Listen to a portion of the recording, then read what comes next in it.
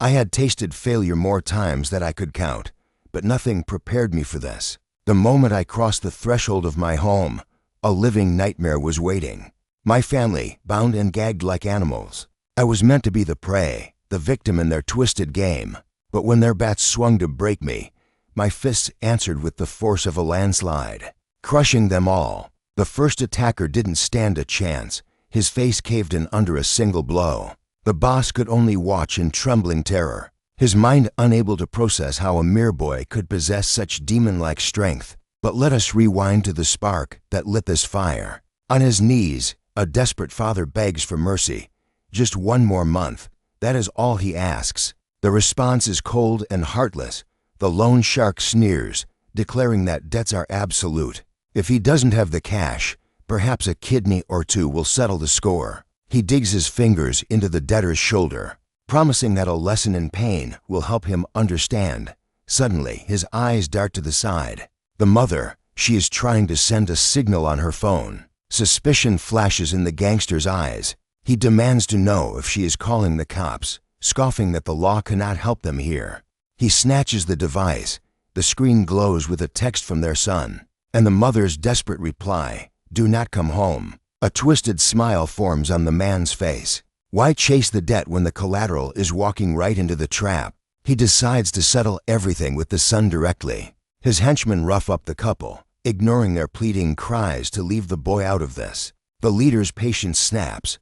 He orders his dogs to silence them. No more noise. Ropes tighten around the mother's wrists. The boss chuckles darkly, claiming he wants to make sure their precious son doesn't get spooked. Before the fun begins, from his lookout point, the scout signals, the target is here. Outside, an unsuspecting student walks up the path to his front door. Inside, a rough hand clamps over the mother's mouth, stifling her screams. The tension is thick enough to choke on. A moment later, the boy steps into the hallway, walking straight into the wolf's den. His voice is calm, almost bored. "I'm home," he announces, casually kicking off his shoes as if it were any other day. Ambush from the shadows, a thug lunges with a baseball bat. The weapon connects with a sickening crack against the back of the boy's skull. Full force. Bound and helpless, his mother watches in sheer horror. But the boy, he does not fall. Slowly, he turns, his hand clamping around the attacker's arm like a steel vise. In a blur of motion, he rips the weapon away. Retribution is instant. He smashes the bat into the man's face with brutal efficiency. The henchman collapses, a broken heap on the floor. Silence descends. The boss and the parents stare, frozen, at the body lying at the boy's feet. The gang leader blinks, confusion warring with fear. What the hell is happening? The student straightens up, shaking off the blow that should have killed him. Rage overtakes the boss. He screams the order, "Get him! Kill this brat right now!" A thug swings a steel pipe with murderous intent. The boy weaves past it like smoke. A counterattack. His fist buries itself deep into the attacker's gut. Bones snap. The student's punch shatters ribs on impact. The force is so violent it snaps the henchman's head back like a ragdoll. Another goon tries his luck with a flying high kick. Mistake. The student catches the foot in midair with casual ease. With a ruthless twist, he snaps the leg and delivers a devastating side kick. But the danger isn't over. From behind, a chair comes crashing down. It doesn't matter. That attacker is hurled against the wall, landing right next to the terrified boss. The leader looks around in a panic. His army is being dismantled by a single high schooler. Desperation takes over, trembling. He draws a knife and charges toward the only leverage he has left, the father. He grabs the old man, screaming, "Let's see how tough you are now." But the student is faster. An iron flies through the air like a guided missile. Bullseye. The heavy metal smashes into the leader's face. The knife clatters to the floor as pain blinds him. The young man closes the distance. He slams the iron into the boss's skull, driving him backward with such force that his head smashes through the drywall. Trapped in the concrete, the gangster's tough guy act evaporates. He squeals like a pig, begging for someone to call 911. His pleas fall on deaf ears. The student stands amidst the carnage of fallen bodies, his expression unreadable. He kneels, gently untying the ropes binding his parents. His voice is void of warmth, "If you didn't want me to fight," he says, "you shouldn't have been so poor to begin with." The adrenaline finally fades. Seonu's eyes roll back as his body gives out. He collapses to the floor, the sound of his mother screaming his name fading into darkness. Scene change, the chaos of the emergency room. Doctors and nurses scramble in a sea of white, tending to the groans of the injured. At the reception desk, a sharp-dressed man in a suit is on a call. His eyes scan the room, picking up on the unusual atmosphere. Curiosity piqued, he asks a nurse what happened. Her answer is unbelievable. "One kid," she whispers, "one high school student put 10 loan sharks in the hospital." In a treatment room, the battered boss is fuming. He demands the boy's head on a platter. His underling nervously informs him, the target is in this very hospital. A cruel grin stretches across the boss's bruised face. "Perfect," he sneers. "I've already sent the Great Bear. That kid is as good as dead."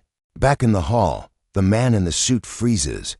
He overhears the name, the Great Bear. He wastes no time. He slams his hand on the counter, demanding the boy's room number. "Room 202. He sprints down the corridor, his mind racing. The Great Bear is a main event fighter candidate. If the kid survives this, he's more than just a prodigy, he's a gold mine. He arrives at Seonu Kang's door, breathless. A thought crosses his mind. Poor kid. He got mixed up in something way above his pay grade. But inside the room, the atmosphere is heavy. Seonu stands face to chest with a human mountain. The giant looks down, unimpressed. "They called me for a kid." He grumbles. "Nothing personal, little man, just business." The giant's lips curl into a smirk. "Interesting," he notes, because in the eyes of this high schooler, he sees no fear, only the calm before the storm. Determined to teach the boy the true meaning of fear, the giant raised his massive arm to strike. But Seonu didn't flinch. He lunged forward, landing a crisp straight punch before the monster could react. However, the counterattack was instant. A heavy blow slammed into Seonu, hurling him violently onto the cold floor. Watching from the shadows, the observer shook his head, convinced the kid was walking into his own grave. The attacker sneered with contempt, mocking the boy's reckless courage. He spat out that being fearless was a one-way ticket to an early death. Defying all logic, Seonu rose to his feet. As the giant gaped in disbelief, the student stood his ground, retorting that those massive punches felt like nothing more than a gentle breeze. That insult was the final straw. Growling that killing him would now be a pleasure, the giant charged forward like a raging bull. Outside, the man in the suit felt the air grow heavy with murderous intent. He knew he had to intervene before this turned into a massacre. Inside, a sledgehammer fist swung down, but Seonu wove underneath effortlessly. In a blur of motion, he countered with a devastating spinning kick straight to the giant's jaw. The observer's eyes went wide. Never in history had anyone managed to stagger the legendary Great Bear, let alone drop him. As the behemoth crumbled to his knees, his mind raced. How was this possible? He possessed one of the most indestructible physiques in the entire nation. Rage boiled over. He roared, refusing to believe a mere student's kick had the power to knock him out. Seonu didn't waste breath on words. Instead, he brought his leg down like a guillotine, a thunderous axe kick crashing onto his adversary's skull. The man in the suit stood frozen in shock. Giving his enemy no quarter, the student unleashed a torrent of punches, pummeling the fallen giant's face into the ground. Yet, the monster wasn't finished. Snatching Seonu out of the air, the giant gritted his teeth, humiliated that he was forced to use his ultimate technique on a high schooler. The observer's blood ran cold. He recognized the stance immediately, the infamous bone crusher. He had to stop this now. A primal scream tore through the room. The Great Bear bellowed that this agony was exactly what the brat deserved. Desperate to prevent a murder, the man sprinted toward the door. But inside, the lock was already set, twisting Seonu's body beyond natural limits. Suddenly, the giant froze. He was exerting full power, yet something was wrong. Against all laws of physiology, Seonu began to rise from the unbreakable hold. Terror replaced rage in the attacker's eyes. How was he moving? Why hadn't his bones snapped like twigs? The young man didn't offer an explanation. He simply clamped his hand over the giant's face, his voice dropping to a chilling whisper. "Now, I'm going to crush you to pieces." Panic set in. The giant strained every muscle, but his legendary grip had become useless against this monster in human skin. Seonu delivered his answer with a brutal headbutt. The giant groaned, convinced the boy's skull was forged from solid steel. Relentless, Seonu drove another fist into him, smashing his opponent's face directly into the glass floor, spiderwebbing the surface. He didn't stop there. Seonu rained down blow after blow on the unconscious giant until the suit burst in, commanding him to halt. The great bear was already out cold, approaching with extreme caution. The man pleaded with the young fighter to calm his raging adrenaline. He warned that creating a murder scene would be a nightmare to clean up. Pulling out his phone, he immediately dialed for support. He calmly reported a car accident victim with severe head trauma in room 202. Confused, Seonu demanded to know if this stranger was an ally of the giant. The man shook his head instantly. He declared that, given the choice, he would much rather stand by the young man's side. Seonu stared at him in disbelief, asking what kind of nonsense he was spouting. Suddenly, a cleanup crew in hazmat suits swarmed the room. They confirmed the target's identity and assured them the situation was under control. The man in the suit asked if they could keep the great bear sedated for the time being. The medical team nodded. It was as good as done. Eyes darting around the room, Seonu demanded to know who these people really were. With a smooth smile, the man extended a business card. He promised that working for his boss meant Seonu could have anything he desired. All he had to do was fight. Seonu didn't hesitate for a second. He crushed the card in his fist and told the recruiter to get lost. Tossing the crumpled paper into the trash, he made his stance crystal clear. He had zero interest in becoming a hired thug. Watching the boy walk away, the recruiter muttered that destiny would change his mind soon enough. Later, in the restroom, Seonu splashed cold water over his bruised face. Staring into his own reflection, he lamented his chaotic life. Despite the mess, he swore to keep the promise he made to himself, never become a gangster. His reflection was interrupted as his father walked in, demanding to know what he was doing there. The older man asked where Seonu thought he was going in such a state. Unable to contain his bitterness, Seonu snapped back, asking whose fault it was that they were in this hell. Bitterly, the young man recalled his father's boastful claims of being a legendary boxing champion, courted by elite teams, and demanded to know why they were drowning in debt. He pressed harder, asking if it was too humiliating for a champion to lower himself to running a small neighborhood gym to survive. With tears in his eyes, Seonu delivered the final blow. Was his father's foolish pride more important than his own suffering wife? The man offered no defense, simply ordering him to shut up and stay in the hospital. As the door clicked shut, Seonu whispered the truth to the empty room. He hated his father. Exhaustion finally took over, collapsing to the floor and clutching his throbbing head. He wondered if this was just lack of sleep or something far worse. The agony burning through him isn't from exhaustion. No, the source is far deeper. It stems from the man he despises most, his own father. Every time he sees that man bruised and beaten, just scraping by to keep them alive, his stomach turns with a mix of pity and rage. He can't stomach watching his father on his knees, begging the bully's parents for mercy after every fight. Seonu refuses to rely on a coward like that. He won't let his father believe he has fulfilled his duty as a parent while Seonu remains shackled in this living hell. As a minor, he is powerless. Even the fishing boats won't hire him to cover their daily debts. When a shady recruiter approached him earlier, he brushed the man off with a flimsy excuse. To add fuel to the fire, those relentless bullies have dug his grave even deeper. Yet, despite the hatred boiling in his veins, he can't abandon the family because of his mother. His existence feels like a bottomless pit of despair. Reality blurs as he wakes up. Did he pass out again? Why is he in a different ward? Panic rising, he snatches his phone to check how much time he has lost. A text message glows on the screen. It is time to tell you everything. Meet me tonight. Seonu freezes. What dark secrets has his father been hiding all this time? Suddenly, terror grips him. What about Mom? He dials her number with trembling fingers. Her voice shakes on the line, begging him to stay away. The thugs are still swarming their home. She whispers that he has been moved to a secure room under a false alias for his protection. "Where are you?" He screams into the phone. She hurriedly explains she is hiding at a motel near the police station, but has to hang up. Her final words are a desperate plea. "Do not leave the hospital. Stay safe." Click. A crushing wave of guilt crashes over him. If only he hadn't fought back, none of this nightmare would be happening. Resolve hardens his gaze.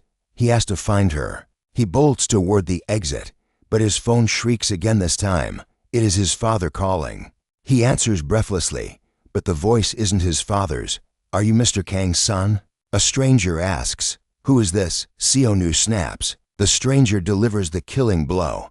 "It is an emergency. Your father fell from a building. He is unconscious." At a chaotic construction site, workers crowd around a broken figure lying motionless in the dirt. Back at the hospital, Seonu stares in horror. His father lies swathed in bandages, his life hanging by a thread, tethered to a symphony of beeping machines. The doctor's words hit like a hammer. Complex surgery, years of rehab, and a price tag of over 100 million won. The world collapses around him. Utterly defeated, Seonu slumps into the corner of the room, the weight of reality crushing his spirit. Desperation claws at his throat. How can a kid like him possibly raise a fortune like that? Suddenly, a memory strikes like lightning. The business card he crumpled up earlier, the one currently sitting in a trash can. Hope ignites. He realizes he has to retrieve it. Seonu sprints down the hallway, racing toward room 202. He bursts in and tears through the garbage bin, but his heart stops. The card is gone. Powerless, he collapses to his knees. Tears stream down his face as he curses his own stupidity, apologizing to the empty air. "I do not deserve to live," he sobs in despair. But then, a smooth voice cuts through the silence. "Looking for this?" The man in the sharp suit stands there, holding the golden ticket. He smiles calmly. "Had a change of heart, kid?" Through his tears, Seonu looks up with desperate eyes. "How much? How much can I make if I work for you?" The man doesn't blink. "Win, and you walk away with 10 billion. But even if you lose, you will be rich and famous beyond your wildest dreams." With practiced calm, the recruiter slides a contract across the table. "Read it carefully." Seonu scans the page, confusion clouding his face. "What is this? Combat wing?" The answer is chillingly simple. A secret underground fighting tournament where combatants inject hospital-grade substances to become superhuman. Seonu recoils. "I do not do drugs," he spits out. In response, the man flips open a sleek box, revealing rows of glowing vials. The recruiter picks one up, the liquid shimmering in the light. "These are not your average street drugs," he purrs. "This could give a dying old man the strength of a titan." He pauses. "But using them is entirely your choice." Seonu narrows his eyes. "Who are you really?" The man straightens his tie. "Manhwa Kim, recruiter for AVIP in the combat wing." Ignoring the boy's shock, Manhwa Kim presses on, laying out the path to their partnership. Survive the prelims, make it to the top 20, and you earn the right to choose a sponsor. You pick a VIP client, and together, you claw your way to the championship. Seonu clenches his fists. "I will do it, but I need the money now." He knows it is a long shot. Tournaments never pay before the blood is spilled. Frustration boils over for Seonu Kang. He glares at the man. "Why should I trust you? Why work with someone under these conditions?" The recruiter's smile turns predatory. "Relax. You need money for your father's surgery and a safe place to hide, don't you?" Seonu freezes. How does he know everything?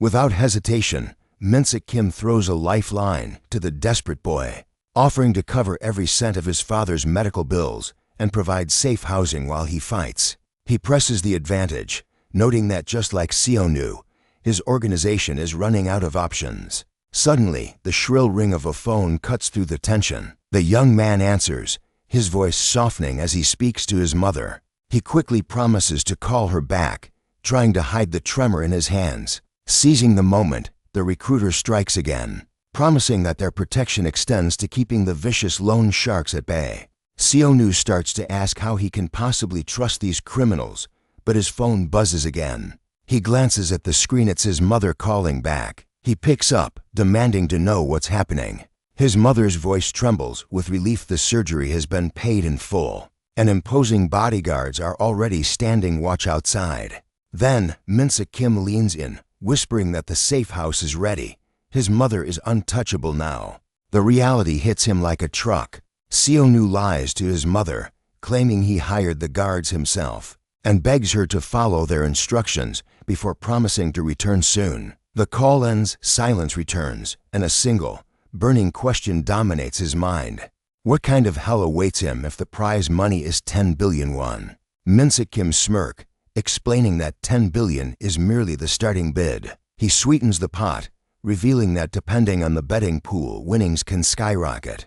Some champions have walked away with over 15 billion won. Disbelief washes over the young man.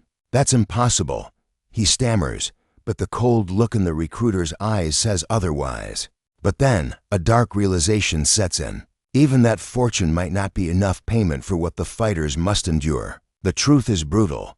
Most participants either leave in a body bag or end up permanently crippled in the arena.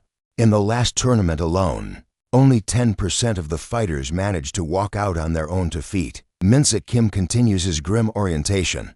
The first order of business? They need to fabricate an airtight alibi for the participant's death. Seo-nu Kang freezes, repeating the words slowly. My own death? He challenges the logic, asking how a tournament can be secret when the body count is so high. Min-se Kim's smile is chilling. The secret stays safe for one simple reason. Everyone involved eventually dies. He points a manicured finger at the contract. The first step after signing is a trip to the hospital, the perfect place to manufacture a cause of death without raising eyebrows. To sell the lie, the setup must be flawless. They need him caught on camera, making a specific purchase or appearing at a location that cements his fake final moments. Seo-nu Kang doesn't back down. He stares the recruiter down, asking what happens if he walks out and goes straight to the police. Min-se Kim doesn't even blink. Go ahead. They can easily paint him as a drug addict or mentally unstable. Who would believe a desperate student over them? A cruel smirk plays on his lips. It wouldn't matter anyway. Seo-nu would be declared legally dead long before he ever got the chance to file a report. That, he concludes, is the terrifying advantage of owning the hospital where the tournaments are hosted. The trap is set. The recruiter reminds him that the choice is his, sliding the contract across the table one last time. Are you ready to sign your life away? Feigning patience, Min-se Kim starts to suggest that Seo-nu take a few days to think it over. But Seo-nu cuts him off.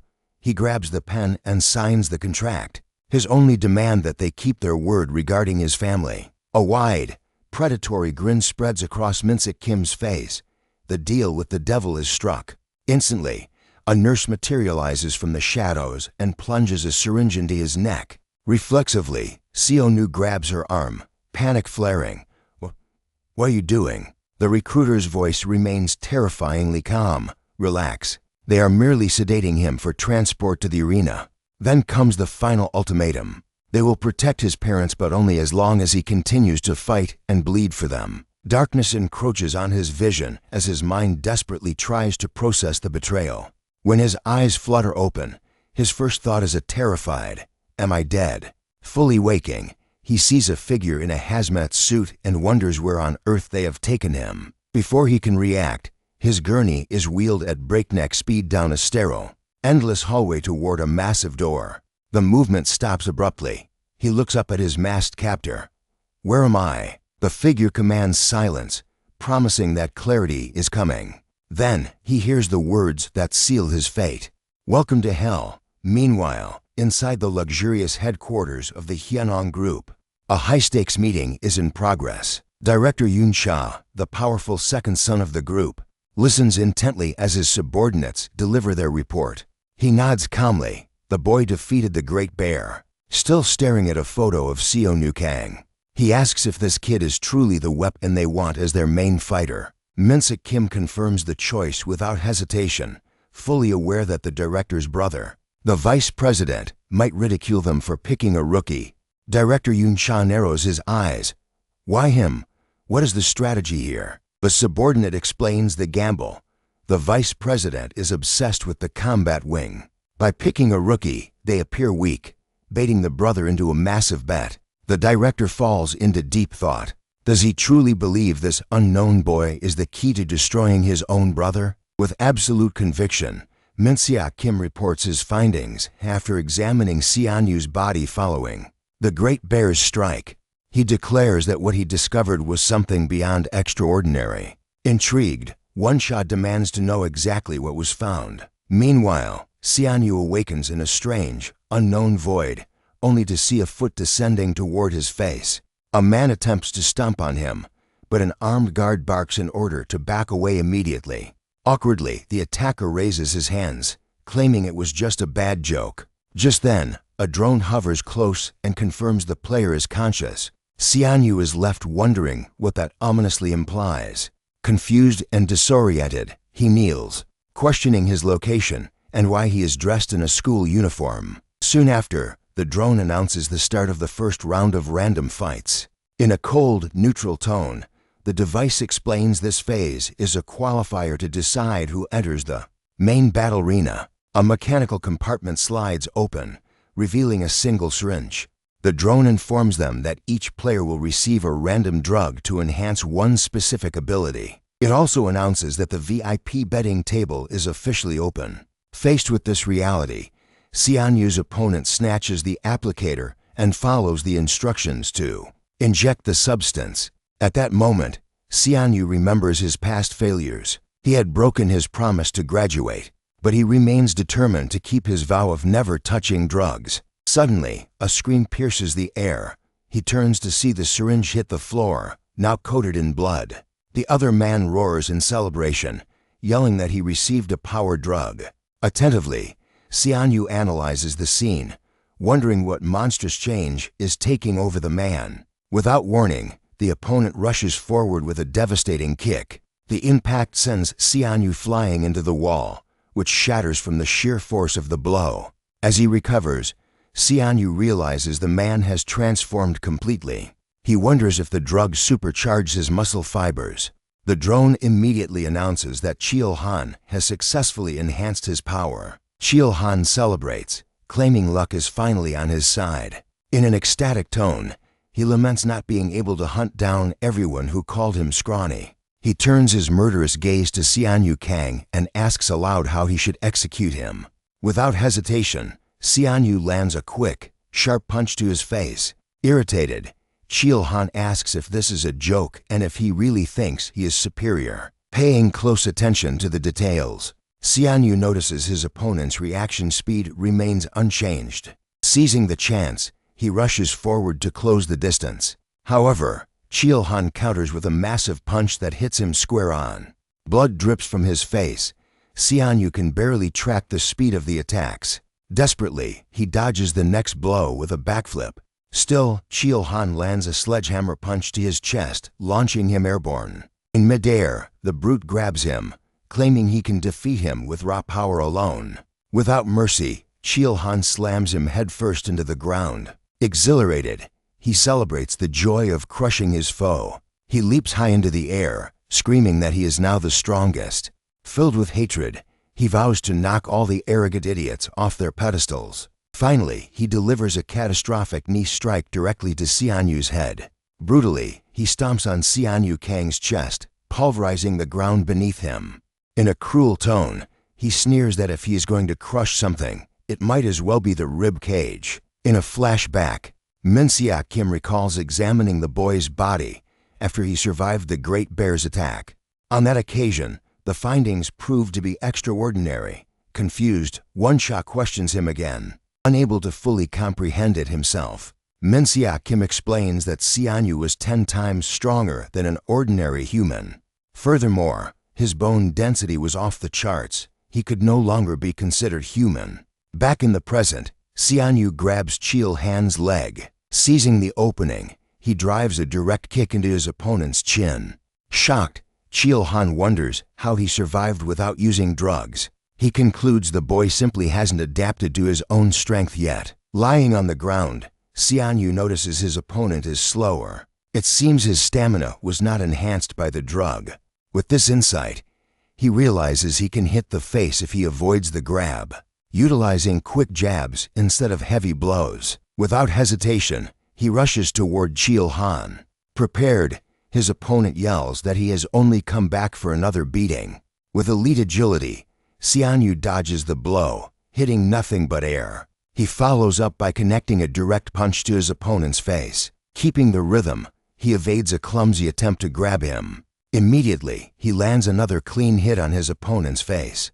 Giving no quarter, he continues with a relentless series of fast, precise punches. Under the impact, Chil Han collapses, completely knocked out. Seeing the opening, Xianyu prepares to deliver the final blow. Suddenly, his opponent snaps awake and clamps onto his arms tightly.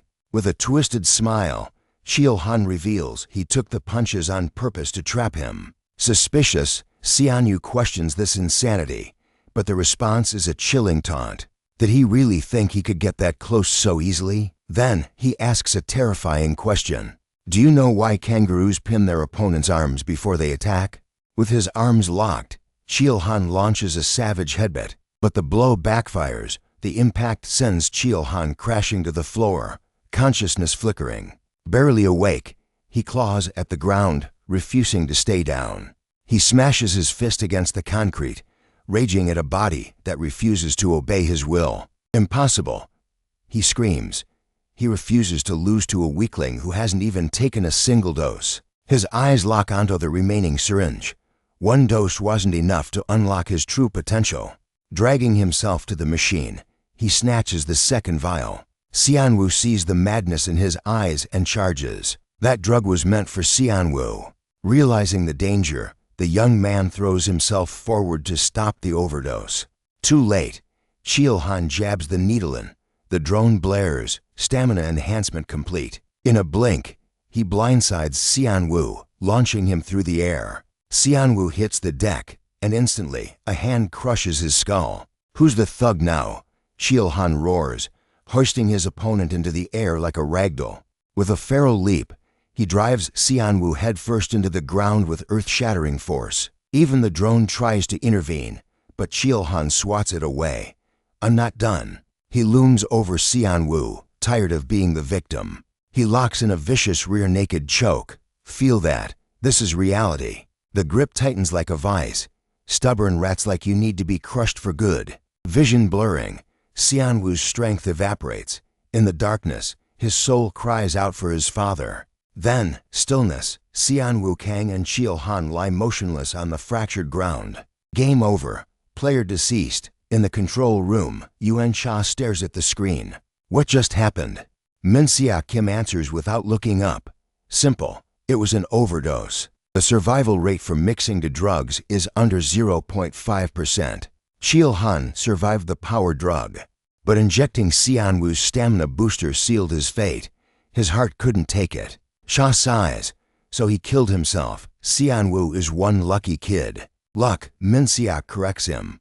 Calling it luck ignores the anomaly of that boy's physiology. Sha shrugs. Strong bones, maybe, but there are real monsters waiting in this tournament. Min Xia leans in. Our drugs enhance muscle, organs, and hormones, but they cannot forge stronger bones. That boy is hiding a special secret. Intrigued, Cha decides to keep watching. Fine, let's test his usefulness on the main stage. What's next? He passed the drug trial, Min Xia notes. He advances to phase 2. First, medical treatment. We need him in fighting shape, because from here on out, he faces monsters with unknown abilities. Back in the med bay, Xianwu sits in heavy silence, head bowed in the shadows. Doubt gnaws at him. Did Chil Han die because of him? He only wanted to knock him out. Then, a cold realization. No, he was the 1 second away from death. His father's voice cuts through the fog. Get a grip. The memory sharpens his resolve. He is the only hope his family has left. A moment later, the drone chimes. Survivors, proceed to the main lobby immediately. A medic steps back. The guide will explain the rules. Follow them, or else. Do not resist. The guides are authorized to kill. The drone buzzes off toward a dark passage, and Xianwu follows. The sterile corridor gives way to a cavernous expanse, damp and foreboding. Awe turns to dread. He realizes this entire underground complex is a fortress designed to keep them in forever. A pang of sorrow hits him. He couldn't even say goodbye to his mother. But the deal remains. To keep his parents safe, he must survive this hell at all costs. He looks at his hands, outside. He thought he was the monster.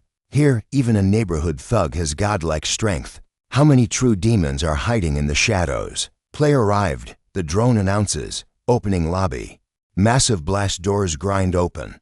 He turns to see a swarm of drones pouring from the darkness. All players present. The announcement echoes like a death sentence.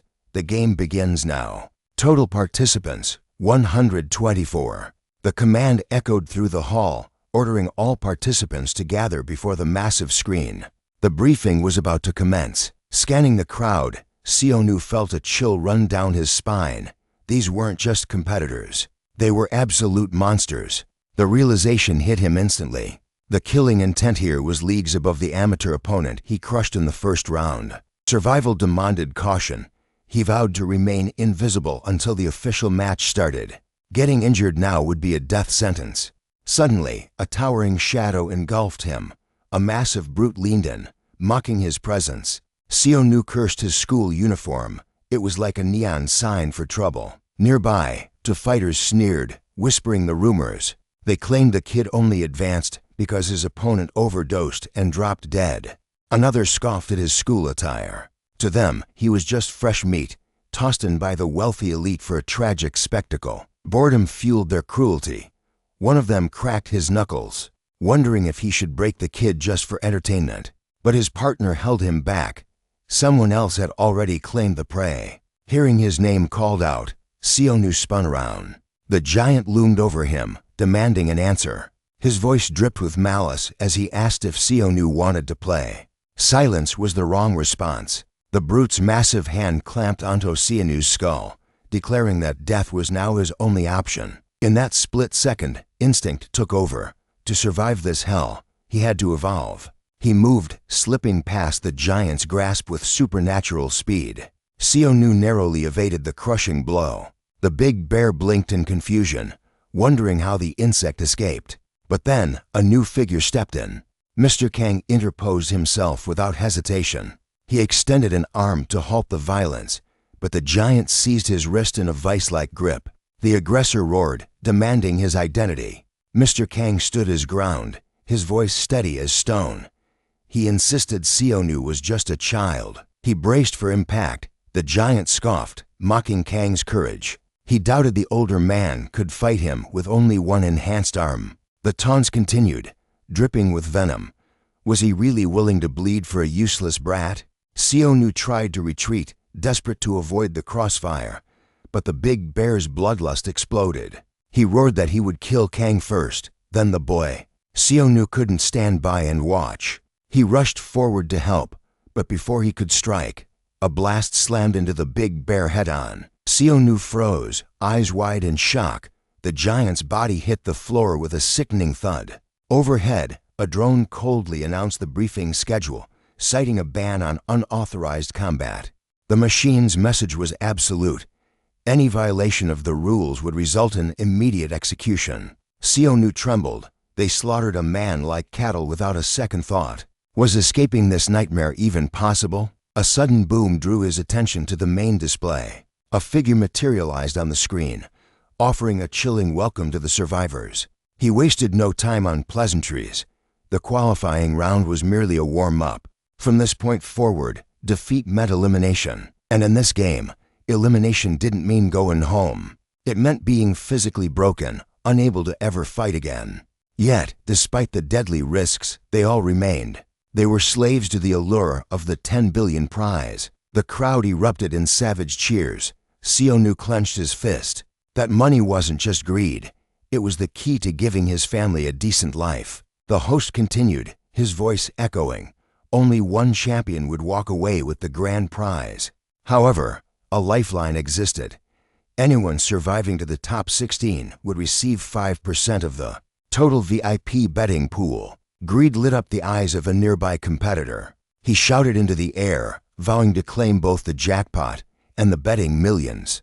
The host then unveiled the system. Each player would be assigned a personal channel and a camera guide. The wealthy elites would be watching, scouting for players to back. The logic was simple yet twisted. Attention equaled currency. To get rich, they had to put on a show for the masters. The briefing concluded with a directive. 5-person dorms were open, and the wolves were free to choose their own packs. Everyone was ordered to their quarters. The guides would answer any lingering questions once they were settled. As the crowd dispersed, two fighters plotted loudly. They needed to align with the heavy hitters to attract sponsors. Rooming with a kid was a waste of screen time. Seonu heard every word. A heavy realization settled in. Finding a team in this shark tank would be nearly impossible. Just as hope began to fade, Mr. Kang stepped up beside him. He told the boy to set his worries aside. With absolute confidence, he vowed to protect Seonu until the tournament officially began. Seonu looked back, searching the man's eyes for deceit. He spotted a blonde figure retreating in the distance, wondering if the rumors were true.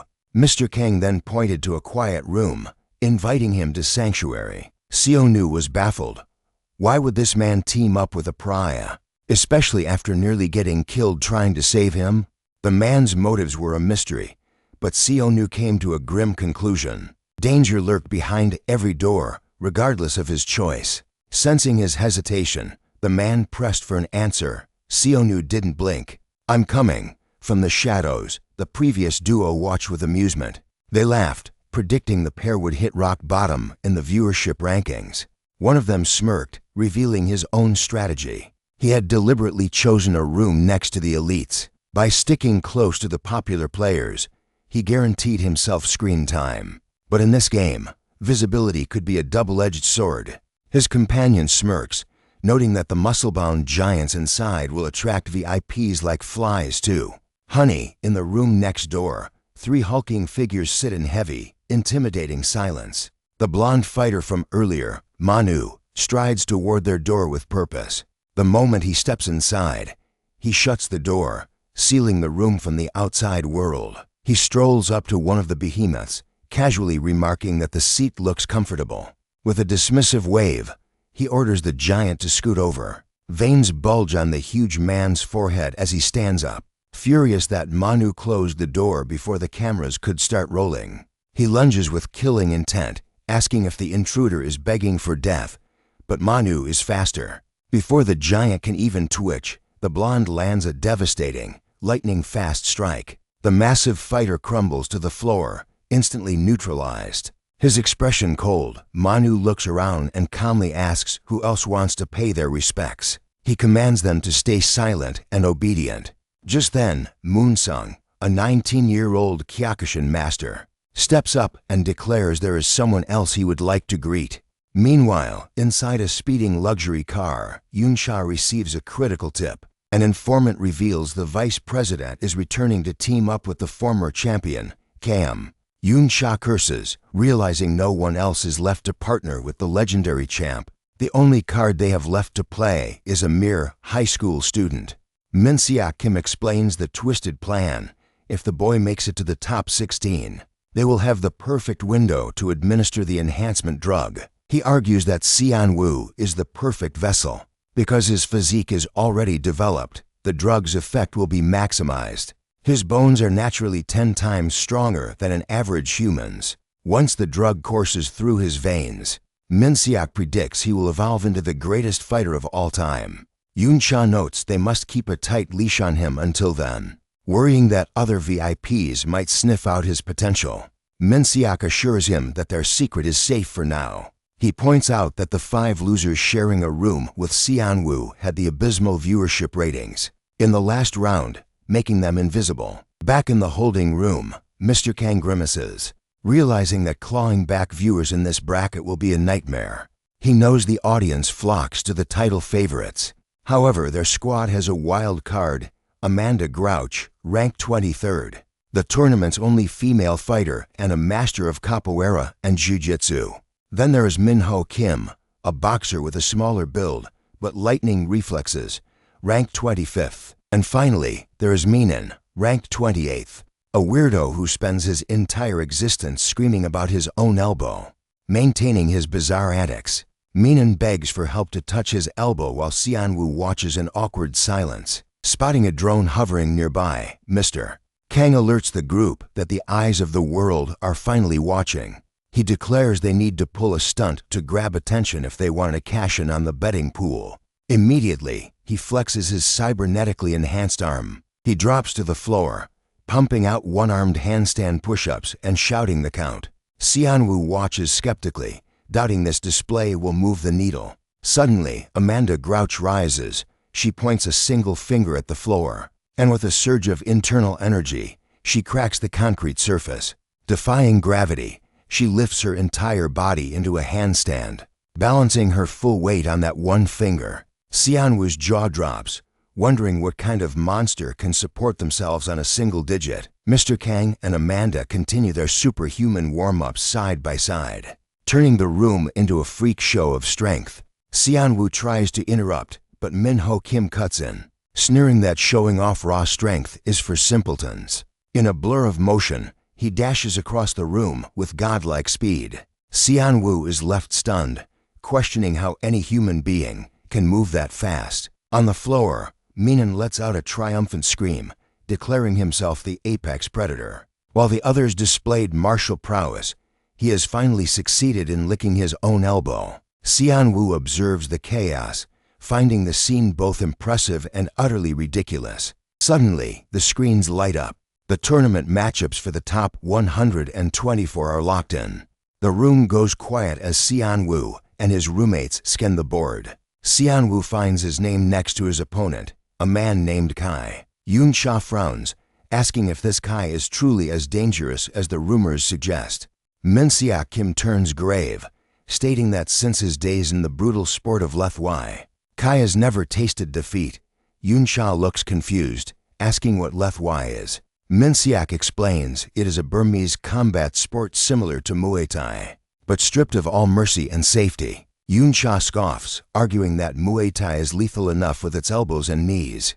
Minseok shakes his head, clarifying that Lethwai allows weapons that other sports ban strictly. In this blood sport, fighters wear no gloves, and headbutts are not just allowed, they are encouraged. He warns that a strike with the forehead bone can be fatal, which is why civilized combat sports outlawed completely.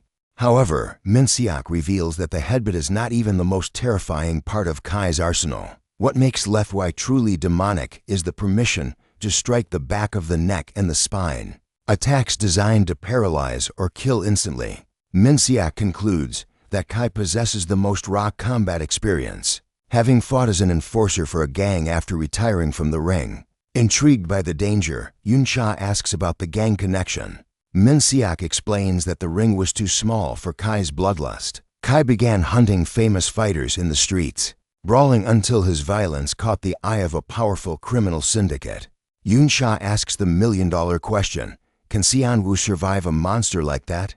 Minseok replies honestly that he shares the same doubt. The analyst points out a critical flaw. Until now, Xianwu has only crushed amateurs with zero combat training.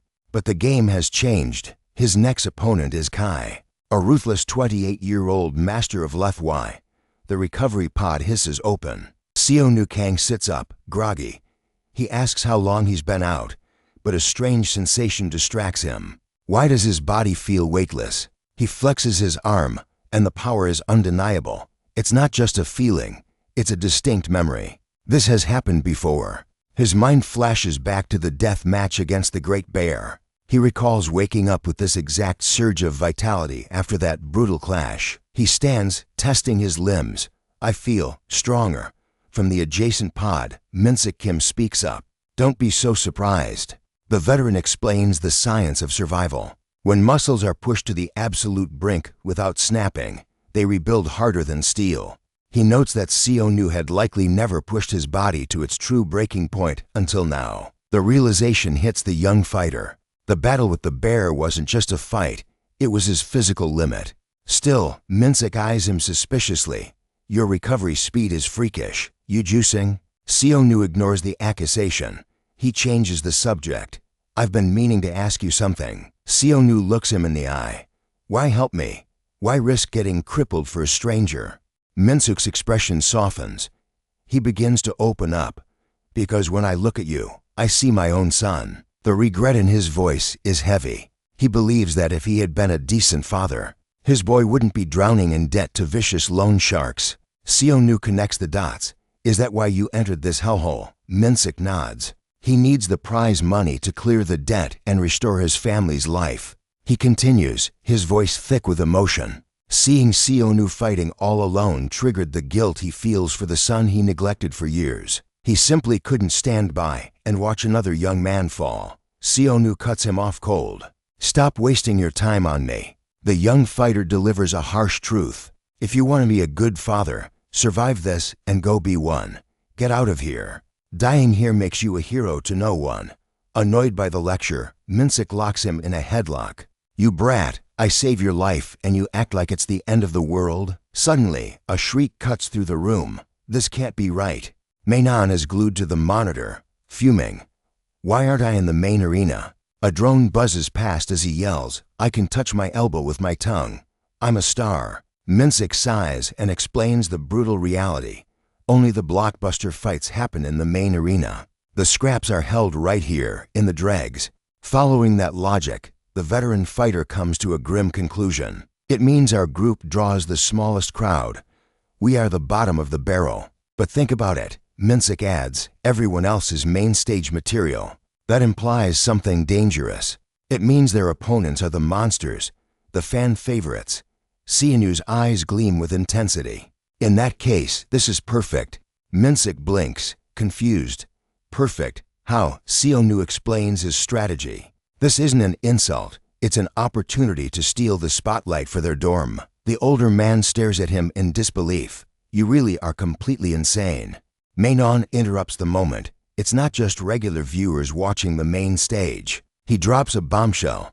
16 VVIPs are attending in person. The absolute rulers of the underworld. Seunu's heart skips a beat. The talent scout might be among them. Meanwhile, outside the city, 3 black sedans pull up to a gritty warehouse. Unshan steps out of the vehicle, disgusted. Why are we at this dump? We were promised the main arena. Mr. Kang lowers his voice. Sir, the combat wing's location is a violently guarded secret. This is likely a secure transfer point. He adds a disturbing detail. Also, I noticed something. A new user has started tracking Seunu's channel. Unshan stiffens. Are we being investigated? A voice from the shadows answers. You're overthinking it. On the catwalk above, Sun Youngcha, the exiled daughter of the Hozong group, looks down at them. She smirks. I'm only here because that boy, Seonu, he's interesting. Unshan explodes. What are you doing here, you rat? You were kicked out of the company, yet you still shadow me? Mr. Kang observes the tension. His younger sister seems obsessed with his every move. Furious, Unshan screams. She is not my sister. She's just a mistress's mistake. Sun Young descends the stairs, unfazed, cruel. Especially after I skipped school to clean up your messes at the company. Still, she taunts, thanks to you, I found this entertaining playground. So, thank you, brother. Unshan steps forward, menacingly. I don't know your game, but you better vanish right now. Suddenly, headlights blind them. A luxury limousine roars into the warehouse, silencing the argument. 2 figures in hazmat suits emerge. Welcome. We will now escort you to the main arena. Cut to the destination. Sun Young rips off her blindfold. Where on earth? Before her lies a colossal, circular coliseum. A guard bows. The main arena is below. You are in one of the 16 VVIP suites. Sun Young leans back, a satisfied smile playing on her lips. Finally, I've arrived. She drops a chilling detail, claiming that this entire arena is nothing more than her brother's personal playground. In the viewing suite, Yun Sha is awestruck, commenting that the scale of the venue far surpasses his imagination. Mr. Kang cuts in, announcing that the moment the current bloodbath ends, the battle for Room 10 will commence. A sudden, deafening explosion rocks the broadcast screen before them. The smoke clears to reveal Minsu Han, crushing his opponent against a shattered wall like a relentless beast. Terrified, Yoon stammers, asking what kind of monster could possess such power. Mr. Kang identifies the savage fighter as Min-soo Han. He notes with interest that there seems to be another combatant around the same age as Seo-nu. The associate beside him asks if a high schooler is really competing in this hellhole. Mr. Kang clarifies that since the boy dropped out, he is technically no longer a student, just a fighter. Still, he finds it unnerving that two absolute monsters emerged from the exact same school. He then drops the bombshell revelation that Min-soo hails from the very same high school as Seo-nu. With Min-soo hands crushing victory, a drone hovers overhead. It declares the matches for rooms 9 and 20 have concluded, signaling the start of the showdowns for rooms 10 and 3. The fighters receive the command to enter the arena. Min-soo realizes with a chill that the scale of combat here is on a completely different level from the first round. Suddenly, the drone halts the group, ordering everyone to wait except for the first player, Min-ho Kim. Min-ho steps up to the arena entrance, steeling his nerves for the battle ahead. As the victorious fighters exit, Min-soo Han crosses paths with Min-ho. In a casual motion, Min-soo runs a hand through his hair as he walks by. Watching from afar, Min-soo prays Min-ho stays calm. Suddenly, a rock slams into the wall right next to Seo-nu's head. Seo-nu freezes, confused about the projectile's origin. But Min-ho looks back instantly. He saw exactly what just happened. He witnessed Min-soo feigning a hair adjustment to mask a high-speed rock throw at Seo-nu. Seo-nu remains motionless, staring intensely at the point of impact. Min-ho is impressed. Most fighters would never have tracked an object moving that fast. He steps out of line, approaching the terrifying Min-soo Han. Min-soo turns slowly. He asks with a sneer if the student on their team is always this arrogant. Min-ho simply replies that he does not think so, refusing to back down. The tension spikes as Min-soo questions the boy's audacity, refusing to accept the answer. In a heartbeat, Min-ho drops into a fighting stance. Watching in panic, Min-soo screams, wondering what on earth Min-ho thinks he is doing. Amanda observes calmly that this was not random. She explains that Min-ho possesses heightened senses. He caught the murderous intent hidden in that throw and could not let it slide. Suddenly, a terrifying, suffocating aura explodes from Min-soo's body. Just as quickly, Min-soo turns and walks away. Confused, Min-ho wonders if his nerves played tricks on him, though his gut tells him the danger was all too real. But in that moment of distraction, a towering shadow looms behind him. Min-ho begins to spiral, questioning if he is too weak to ever get revenge. A deep voice interrupts his thoughts, asking what he is staring at, forcing him to spin around. Standing there is his nightmare for this round, the massive wrestler, Pes. High above in the VIP box, President Go of the hotel questions the matchup, noting that a wrestler like Pes lacks striking techniques.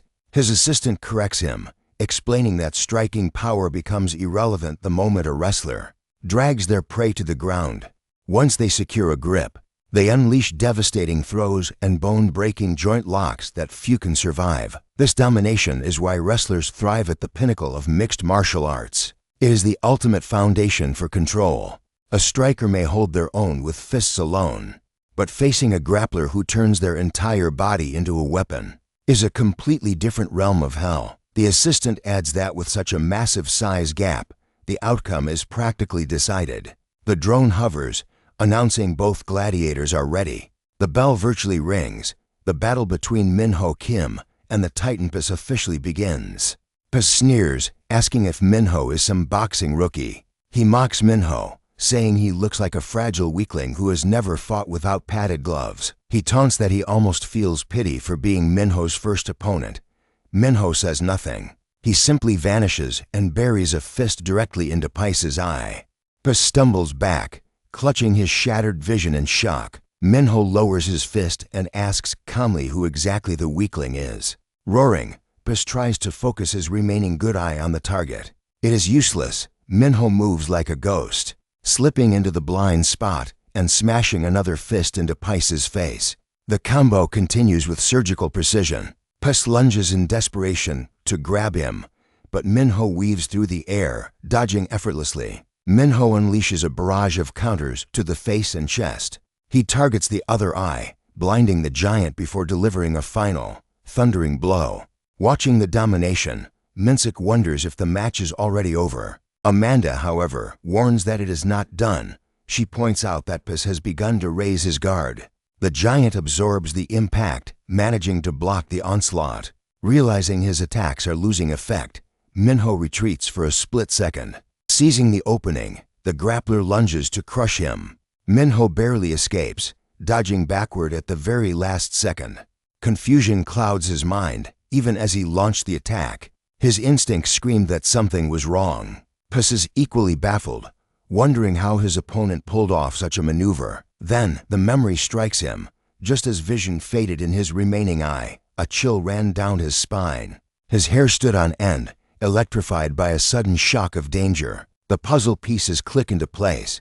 He finally grasps the nature of the sensation. With terrifying confidence, Pis declares he doesn't need eyes anymore and shuts them tight. Minho watches, bewildered. Why would his opponent voluntarily blind himself in the middle of a death match? Ignorance is bliss, and Minho decides to press the advantage. He charges in, convinced the victory is already in the bag now that his enemy can't see. But reality is cruel. Pis snatches Minho's fist right out of the air. A hushed silence falls over the spectators as they witness the impossible. Minho's instincts scream danger. He tries to pivot left to escape, but a second hand is already there, blocking his retreat and sealing his fate. With monstrous power, Pis hoists him skyward. Gravity becomes a weapon as he slams Minho's body violently into the arena floor. A suplex, Menho Kim screams into the mic. Yusun Go notes the terrifying truth. The injury to his eye didn't weaken him, it made him evolve. The assistant confirms the nightmare scenario. Losing his sight was the trigger the sensory enhancement drug has fully activated. Pis steps toward his fallen prey. He sneers, telling Minho to be grateful. Without that injury, this godlike power would have never awakened. Suddenly, a twitch in Minho's finger defies death. In a blur of motion, a fist connects squarely with Pis's face. Yusun Go is stunned. Pis has lost vision in both eyes now. How will the monster respond to this total darkness? Mak Kim roars in disbelief. Minho survived the slam. He insists that if Minho keeps the pressure up, the throne is still within reach. But the assistant crushes that hope. Impossible, he states. The president looks on in shock. Minho is still unconscious on the floor, fighting purely on muscle memory. Amanda Grow grips the railing, her voice desperate. He needs to wake up immediately before Pis locates him and ends it. Pis rises, darkness embracing him. He is completely blind, yet a new, electric sensation surges through every nerve in his body. He begins to prowl the arena. Confusion gives way to wonder as a symphony of new sensations bombards his brain. It is a revelation. He can smell everything, from the sweat on the floor to the smallest grains of sand. The sound of his opponent's breathing rings as clear as a bell. He doesn't just see the world, he feels it.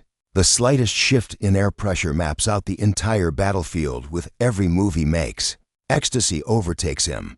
Pis shouts in triumph. He can even sense the space behind him. He finally understands the insane potential of the drug coursing through his veins. He wanted strength, but fate gave him omniscience. He is thrilled, feeling his power multiply with every passing second. As a tribute to the chaos that birthed this new form, he makes a decision. It is time to erase Minho Kim from existence once and for all. No hesitation. He charges. On the ground, Minho realizes his body is rebelling against him. Desperate, his soul cries out for his brother. The tragic image of his brother, broken and lying on the floor, floods his mind like a tidal wave. That memory reignites the fire. He remembers the vow he made, the promise to find him, no matter the cost. The flashback deepens. A mysterious man, a card, and the path to his brother's killer. Back in the arena, Minho screams for strength as Pis leaps to deliver the final blow. And then a miracle. The world turns gray. Time seems to freeze, suspending his opponent's lethal fist mere inches from his face. Minho's eyes snap open, filled with confusion. Why is the entire world moving in slow motion? Realization strikes like lightning. The world didn't slow down. He became blindingly fast. Pis's fist obliterates the concrete where Minho's head was a microsecond ago. But the target is gone. Manhwa has already warped to the opposite side of the arena. The crowd gasps, minds unable to process the speed. Pus kneels in the rubble, asking the empty air, "When did you get over there?" Manhwa smirks, the fatigue gone. He explains that Pice's little monologue gave him just enough time to recharge. He is back in the fight. Pus stiffens. It's not a bluff. He calculates the distance and realizes the terrifying truth. His opponent is even faster than before. The young challenger issues a taunt. "Can you keep up?" He drops into his stance, suggesting they restart the violence from level 1. Pice's radar pings. Target incoming. Manhwa Kim launches himself like a human missile. Blocked, Manhwa wonders if it was a fluke. He decides to test fate again and cranks the intensity up to 11. Another punch throws air as Pice weaves through it. The young speedster is shocked. He retreats, but Pice is already reacting to his next move. How Manhwa wonders. Pice answers the unasked question. He can feel everything. From the heartbeat to the intent. There are no blind spots in his world anymore. Manhwa grits his teeth. Standard attacks are useless against a psychic radar. He needs to gamble everything on one strike.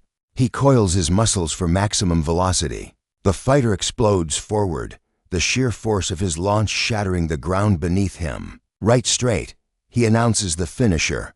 But Pice is faster. A counterpunch slams into Manhwa's face before he can connect. Pice pauses, perplexed. Why did the boy collapse on his own in the middle of the attack? He checks himself, confused. For a second, he thought his own neck had snapped.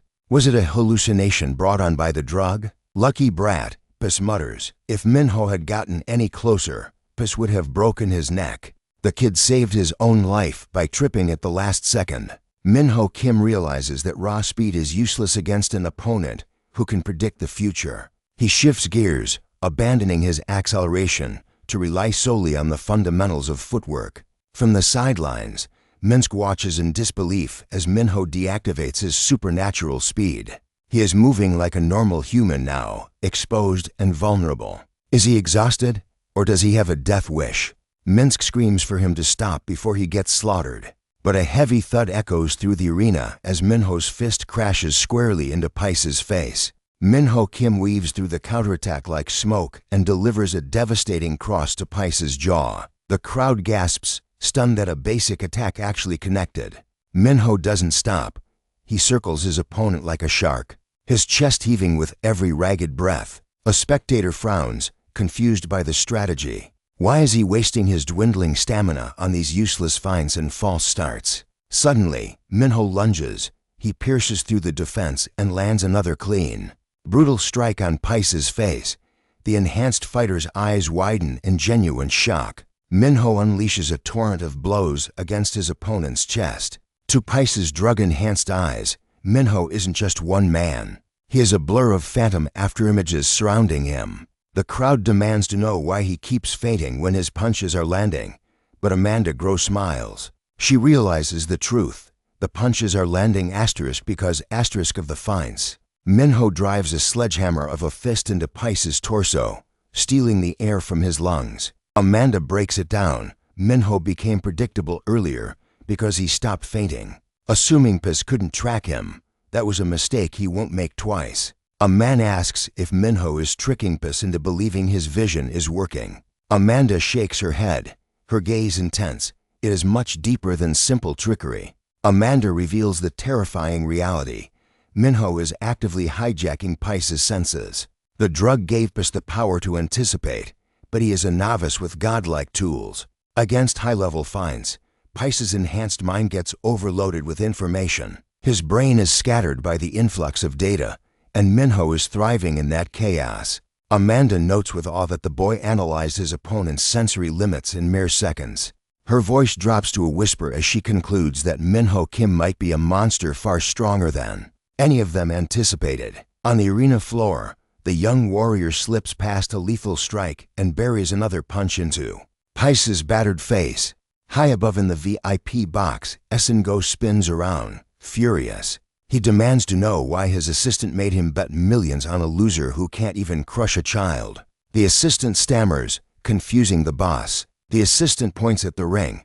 Pice grins, blood staining his teeth. "I caught you. he hisses, suddenly seizing Minho from behind in a vice-like grip. Pus roars in triumph, screaming that victory belongs to him and his absolute senses. He hoists Minho into the air and slams him into the concrete with bone-shattering force. The audience screams in horror, but then, the body on the ground dissolves into nothingness. Pus freezes, staring at his empty hands. He was certain he had crushed him. What just happened? Minho Kim is standing a few feet away, completely unharmed, while Pus is wrestling with a ghost. A spectator shouts, asking why Pus just threw himself backward for no reason. Amanda's eyes narrow. He didn't attack the body, she explains. He attacked the brain. Sonu looks at her, perplexed. She clarifies the brutal tactic. Minho has been relentlessly targeting Pais's head. Every blow rattled the skull, creating a continuous vibration that never allowed the brain to settle. Under that constant concussive stress, even a Superman with heightened senses couldn't maintain his focus. That is how Minho induced a total sensory failure. He short-circuited Pais's brain, making him believe he had captured an enemy who wasn't even there. Sprawled on the ground, Pus stares up at the lights, his mind broken. He wonders bitterly how a normal human's senses could surpass his drug-fueled perception. It isn't fair. Pais's eyes roll back as he collapses completely. Minho stands over him, silent and imposing. The drone buzzes overhead, announcing that Pus is unable to continue combat. The system declares Minho Kim the winner. The victor staggers, barely staying on his feet. In the VIP box, Yuzgo slams his fist on the table, cursing his lost fortune. Kneeling in the center of the blood-stained arena, Minho Kim looks up at the blinding lights and cries out for his brother. Shang Yuni-cha watches with cold realization. This isn't a tournament, it is a slaughterhouse. She finally understands why her brothers are so obsessed with this place. Her companion leans in, his voice dropping low. This arena offers more than wealth. It grants the darkest desires of the elite. Here, they can murder without a trace. They can consume experimental drugs that vanish from the bloodstream before any test can detect them. This hell is a paradise for the wealthy who have grown bored with legal pleasures. That is why the VIPs gamble their pride here. And now, Sunimi understands the deadly game her second brother is playing to dethrone the eldest. The man adds that the director chose his fighter with surgical precision. The recruiter knew exactly what kind of weapon Minho Kim would become. Sun nods grimly. They are making their move, but Minho's true worth remains to be seen. His fate will be decided in the next brutal match, as the next fighter, Seo Nu-kong, prepares for war. A shadowy figure watches Minho's fight replay on a dark monitor. A scientist in a pristine lab coat enters, informing the wing director that all 16 VIPs are now secure within the building. The director turns, his face heavily bandaged, hiding his scars. With a full house, he expects a masterpiece of violence this year. He demands an update on the research. The scientist reports success. They have confirmed the second stage of sensory enhancement has manifested, with side effects reduced by nearly 20%. However, the director's eye twitches. The regenerative immortality they sought has not appeared in any subject. He asks coldly if the experiment is a failure. The scientist quickly denies it, sweat forming on his brow. The drug has not failed. The maximum effects are only just beginning to trigger.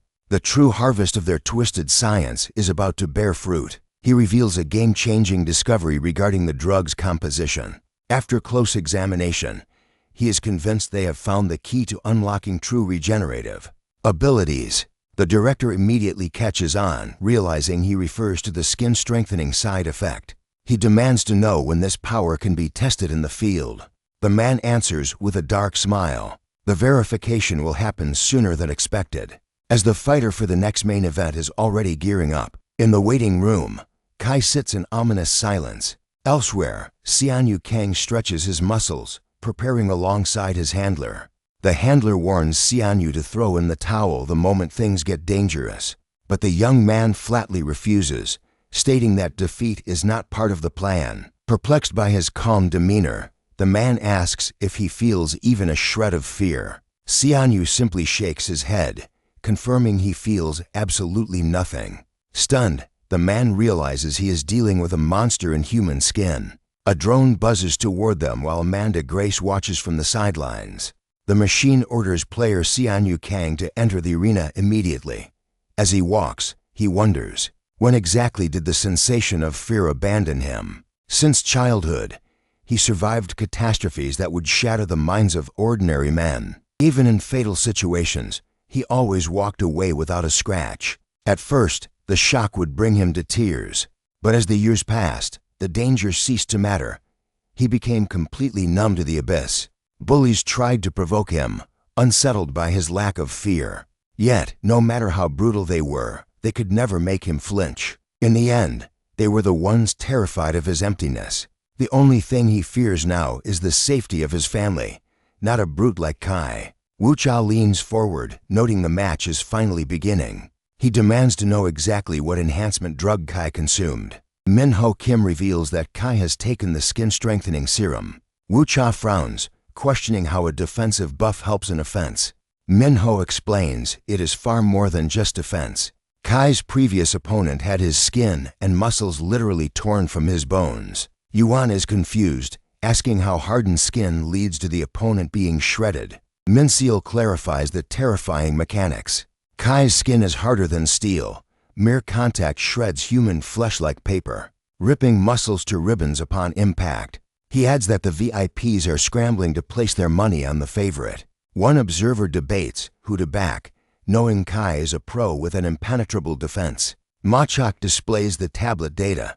As predicted, the betting pool is entirely skewed toward Kai. No one dares to bet on Xianyu. But suddenly, the numbers shift. Someone has dropped a massive 100 million won wager on the underdog, Xianyu. The observer loses his composure, demanding to know who would throw away that kind of cash. In a private luxury box, Seo Yunsha watches the chaos unfold. The man beside her looks nervous, asking if she is truly certain about this high-stakes gamble. She replies coolly, "You cannot expect high rewards without high risks." She must make bold moves if she ever hopes to overtake her brothers. She concludes that time will tell. Xianyu will either bring her a fortune or end up as just another failed investment. The drone announces the start of the duel, Kai versus Xianyu Kang. Xianyu drops into a combat stance, his eyes burning with the will to win. However, he notices his opponent standing casually, not even bothering to prepare. He asks Kai if he intends to fight or just stand there. Kai scoffs, declaring he is a warrior, not a bully who beats up helpless children. Kai steps forward, offering a deal. He will use only 1/10 of his power. He warns the kid not to stand back up, then delivers a crushing kick to Xianyu's torso. Xianyu collapses to his knees. Wu Chao remarks that after a blow, with that much kinetic force, the match is effectively over. The man with glasses leans over the railing, panicked. He screams that Xianyu needs to forfeit and escape immediately. But Minho Kim observes something strange. The boy isn't screaming. The silence leaves the other spectators confused. Xianyu realizes the truth. Kai had no intention of hurting him, only using fear tactics. The observer asks if Kai is actually trying to help the boy. Minho denies it instantly. Kai isn't being noble.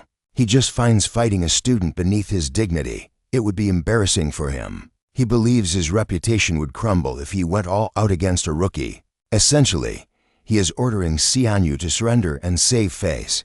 Kai whispers that Xianyu was supposed to pretend to be knocked out, not just kneel there silently. He adds that complaining is useless.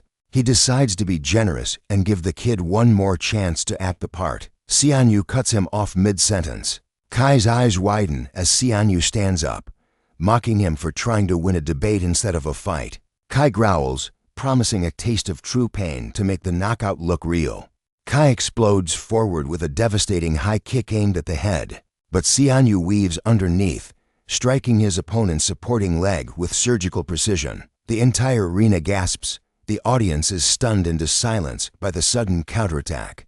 Kai roars in frustration, yelling that he told him to stay down.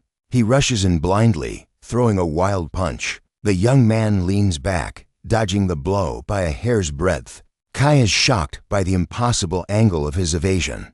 Xianyu launches himself into the air, flipping over the beast. and lands a disrespectful slap right on the back of Kai's head. Wu Chao watches, his jaw hitting the floor. Kai stammers that he was just giving him another chance. Xianyu smirks, asking if talking about chances is appropriate for someone who was just brought to his knees by a student. He delivers the final verbal blow. If Kai is cowardly enough to kneel, then he isn't even worth the effort of punching. If he can't even fake a struggle to survive, then I'll force his hand.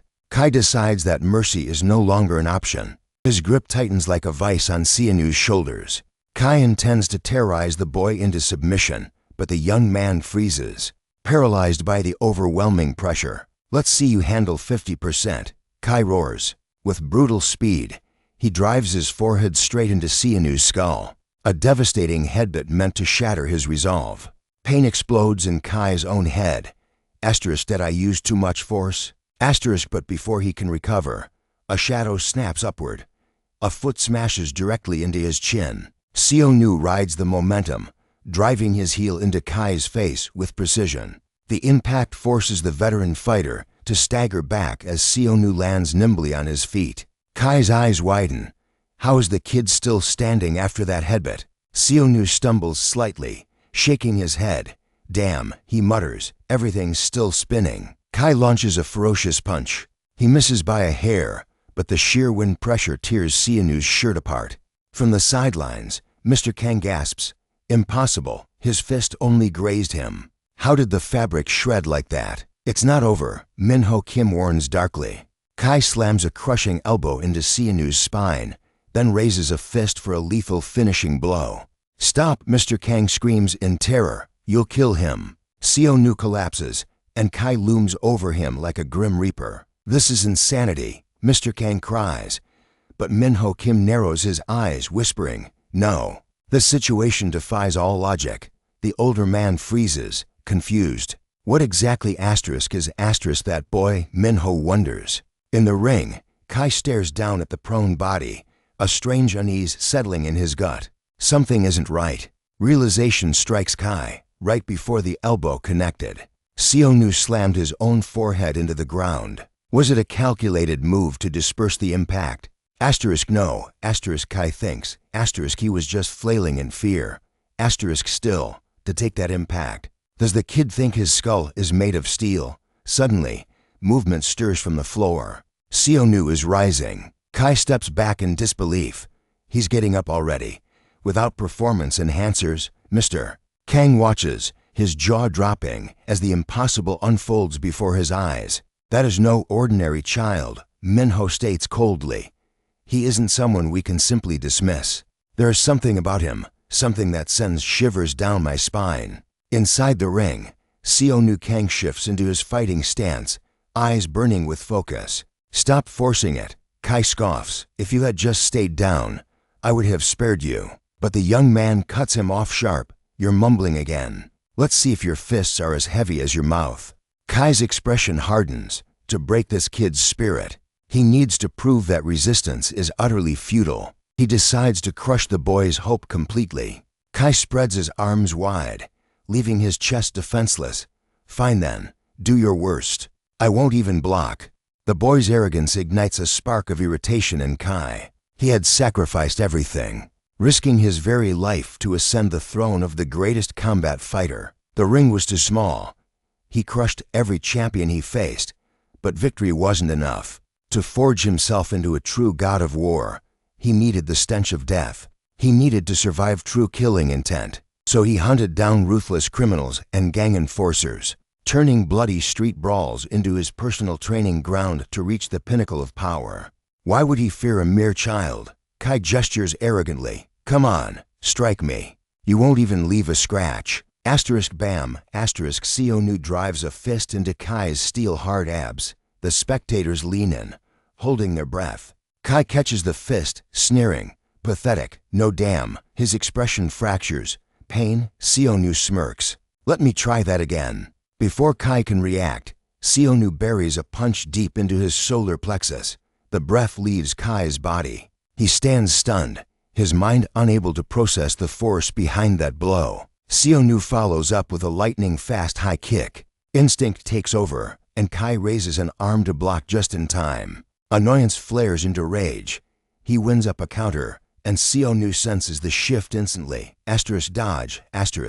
Kai's fist slams into Seonu's chest like a cannonball, shredding the fabric instantly and bruising the skin beneath. The young man's eyes go wide. He scrambles back, creating distance as Kai prepares to unleash hell. "How many chances do you need to die?" Kai growls, but a low chuckle answers him. Kai freezes. "Did you just laugh? Did you forget your own words?" Seonu asks. He tears the tatters of his shirt away, revealing a physique carved from granite. The glasses-wearing spectator gasps. "Where did he hide those muscles?" Seonu grins savagely. "I thought you weren't going to defend yourself." Kai turns, his face darkening as he admits the truth. "I see, you're no victim." His aura explodes, filling the room. "But remember, you asked for this. No more games. I am using 100% of my power." A twisted smile spreads across Seonu Kang's face. Has he lost his mind? The glasses man stammers. "No," Amanda Groh interrupts, her eyes locked on the ring. "Look closer." He's ecstatic. She points at the trembling boy. He's getting worked up because death is finally staring him in the face. He's smiling because a monster like Kai has finally acknowledged him as a threat. But his life is at stake. The man argues.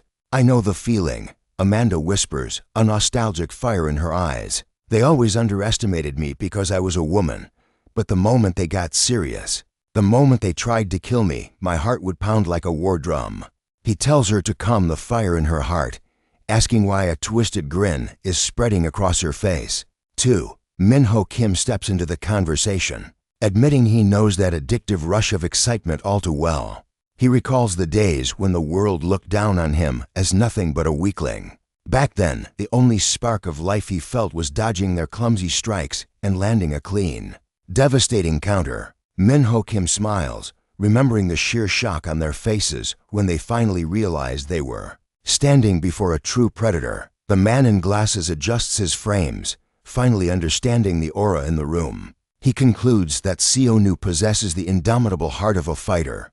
In the center of the ring, the two warriors charge like bulls seeing red. Seonu decides to seize the initiative and strike first. He launches a ferocious punch at Kai, but the giant blocks it effortlessly with his forearm. Mr. Kang comments on the thunderous sound of the impact, thinking Kai was shocked by the power. But Seonu realizes the terrifying truth: his opponent's skin is as hard as concrete. Kai warns him that payback is coming. With a single, earth-shattering punch, he slams Seonu into the floor. The spectators feel the tremors beneath their feet, declaring that Kai exists in a different dimension of power. The shockwave sends Seonu ragdolling into the air. Sprawled on the canvas, Seonu gasps for oxygen.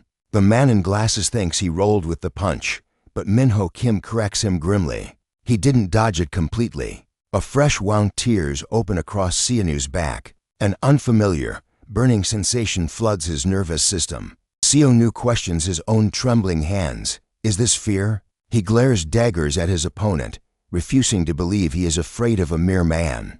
Kai taunts him to accept his fate, declaring that a bug like Seonu will never trample a giant. Seonu snaps back, telling him to shut his mouth. He isn't the only monster in this ring. He braces his core, vowing that anything Kai can do, he can do better. He lunges forward with a reckless attack that misses by a hair. He crashes to the ground, seemingly vulnerable. Kai announces it's his turn to end this. The spectator with glasses realizes too late Kai is winding up for a brutal headbutt, but Seonu intercepts with a headbutt of his own. The impact is sickening. He proves his point: he can match this beast blow for blow. Lying on the mats, Seonu trembles, his lungs burning for air. Kai claims the match is finished, mocking Seonu's lack of skill. But then, a chilling smile creeps up Seonu's face. His opponent flinches in surprise, demanding to know what could possibly be funny in the face of death.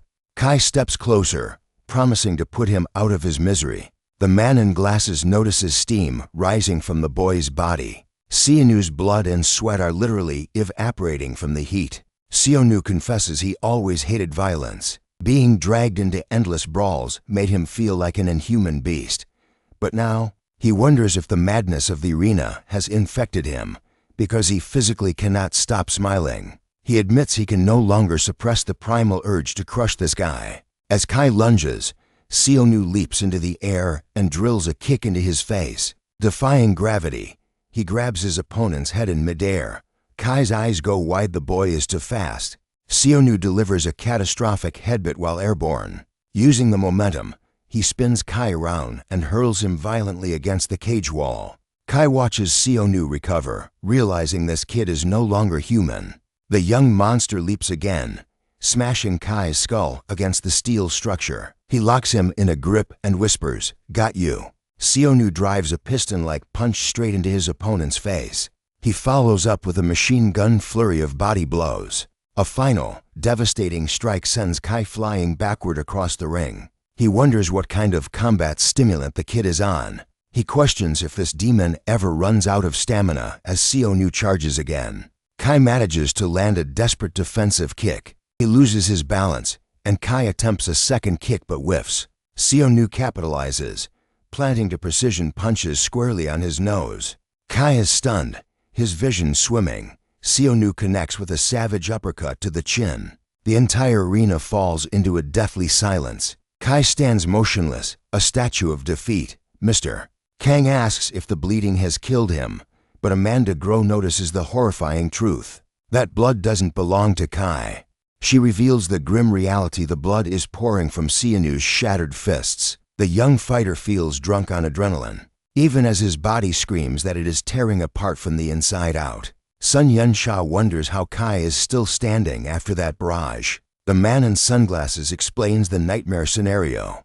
Kai's skin acts like iron armor, reflecting the damage back onto Seonu's own bones. She asks with a trembling voice if her companion has any hope of victory against such a monster. He admits he has never witnessed pain like this, but looks closely. Kai has reached his limit, his eyes barely able to stay open. Kai decides to shatter Seonu's legs to end this farce. He charges, but the young fighter manages a miraculous block.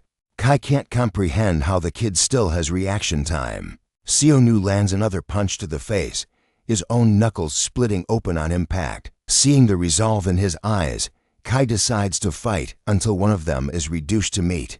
He rushes in for the kill. The two warriors exchange a violent symphony of destruction. Seonu wonders if he is doing any damage at all, as his numb hands lose all sensation. He realizes his body is failing him. Kai notices the kid is landing flush hits, trying to bypass his iron defense so the skin on his fists won't peel away completely. Suddenly, a strange sensation ripples through Kai's fist.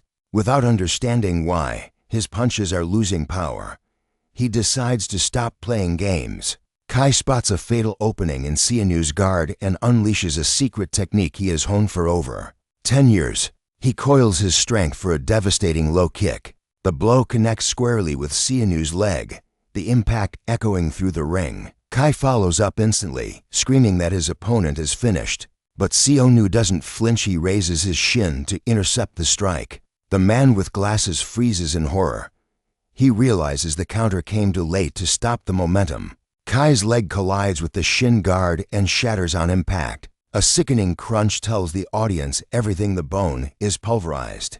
Seonu grinds his teeth, fighting back the agony of the clash. He realizes his own muscles are torn. He's immobilized.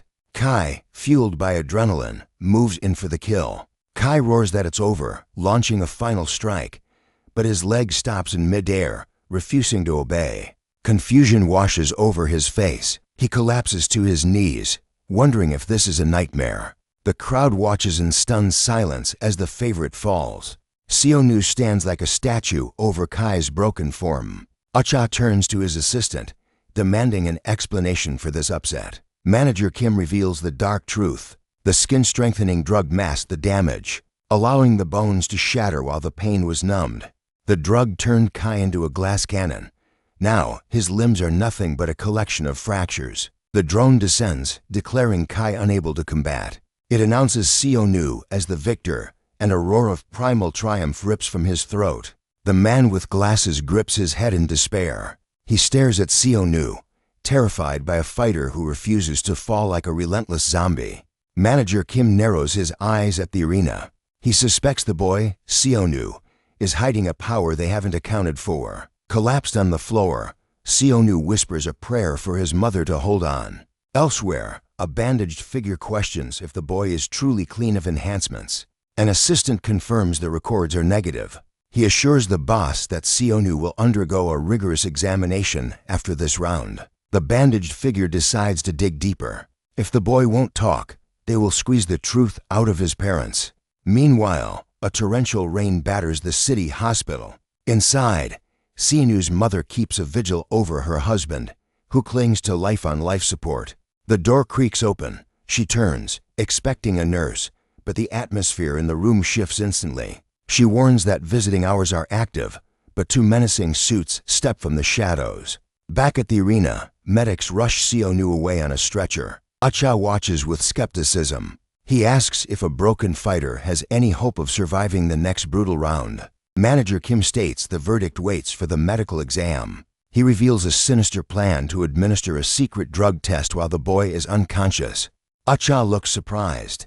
The assistant from Yusun-go notes that if Seonu survives the test, he becomes a prime candidate for the throne. The man asks if such a violation is permitted. Can they force a secret test on a player who refuses? The assistant smirks, explaining it's merely a compatibility check. Acha presses for the consequences of failure. The answer is cold and absolute. If he fails, he is trash. They will simply discard him and move to Plan B. Inside the medical wing, the treatment chamber hums ominously. The hatch opens, and a figure in a hazmat suit approaches with a glowing syringe. The assistant calculates the odds. If they play this hand perfectly, Seonu could reach the top 16. UHCHR runs the numbers. Just one more victory secures a spot in the top 31. With the betting pools factored in, the profits could push them all the way to the top 16 brackets. The assistant nods in agreement. However, Acha remains doubtful. Who would bet a fortune on a fighter who is already half dead? The assistant counters with the ultimate selling point. Seonu is the only natural fighter in a league of monsters. Reaching the top 62 without drugs is a miracle that VIPs love. One more win will trigger an avalanche of bets. Acha dismisses the fantasy. Without the drugs, the boy dies in the next match. He suggests picking a safer investment. The assistant believes the boy is desperate. Seonu knows he must accept the power to save his crumbling family. Acha lays down the law. If the boy's body rejects the drug, he is finished, regardless of his potential. The man confirms the failsafe is ready. If Seonu fails, hospital payments stop, and his parents' security detail vanishes. His boss adds a chilling addendum. Seonu won't be alive to hear the tragic news about his parents anyway. The assistant announces the results are imminent. UHCHA smirks, noting the perks of having a secretary from the combat wing. He pauses, asking the assistant why he risks his life for this. He knows the glory won't belong to him. But the man claims this is his gamble too. Acha wants to usurp his brother and seize the Hosen group. The assistant confirms this ambition. The assistant reveals his true obsession. He wants to discover the apex human within the combat wing, no matter the cost.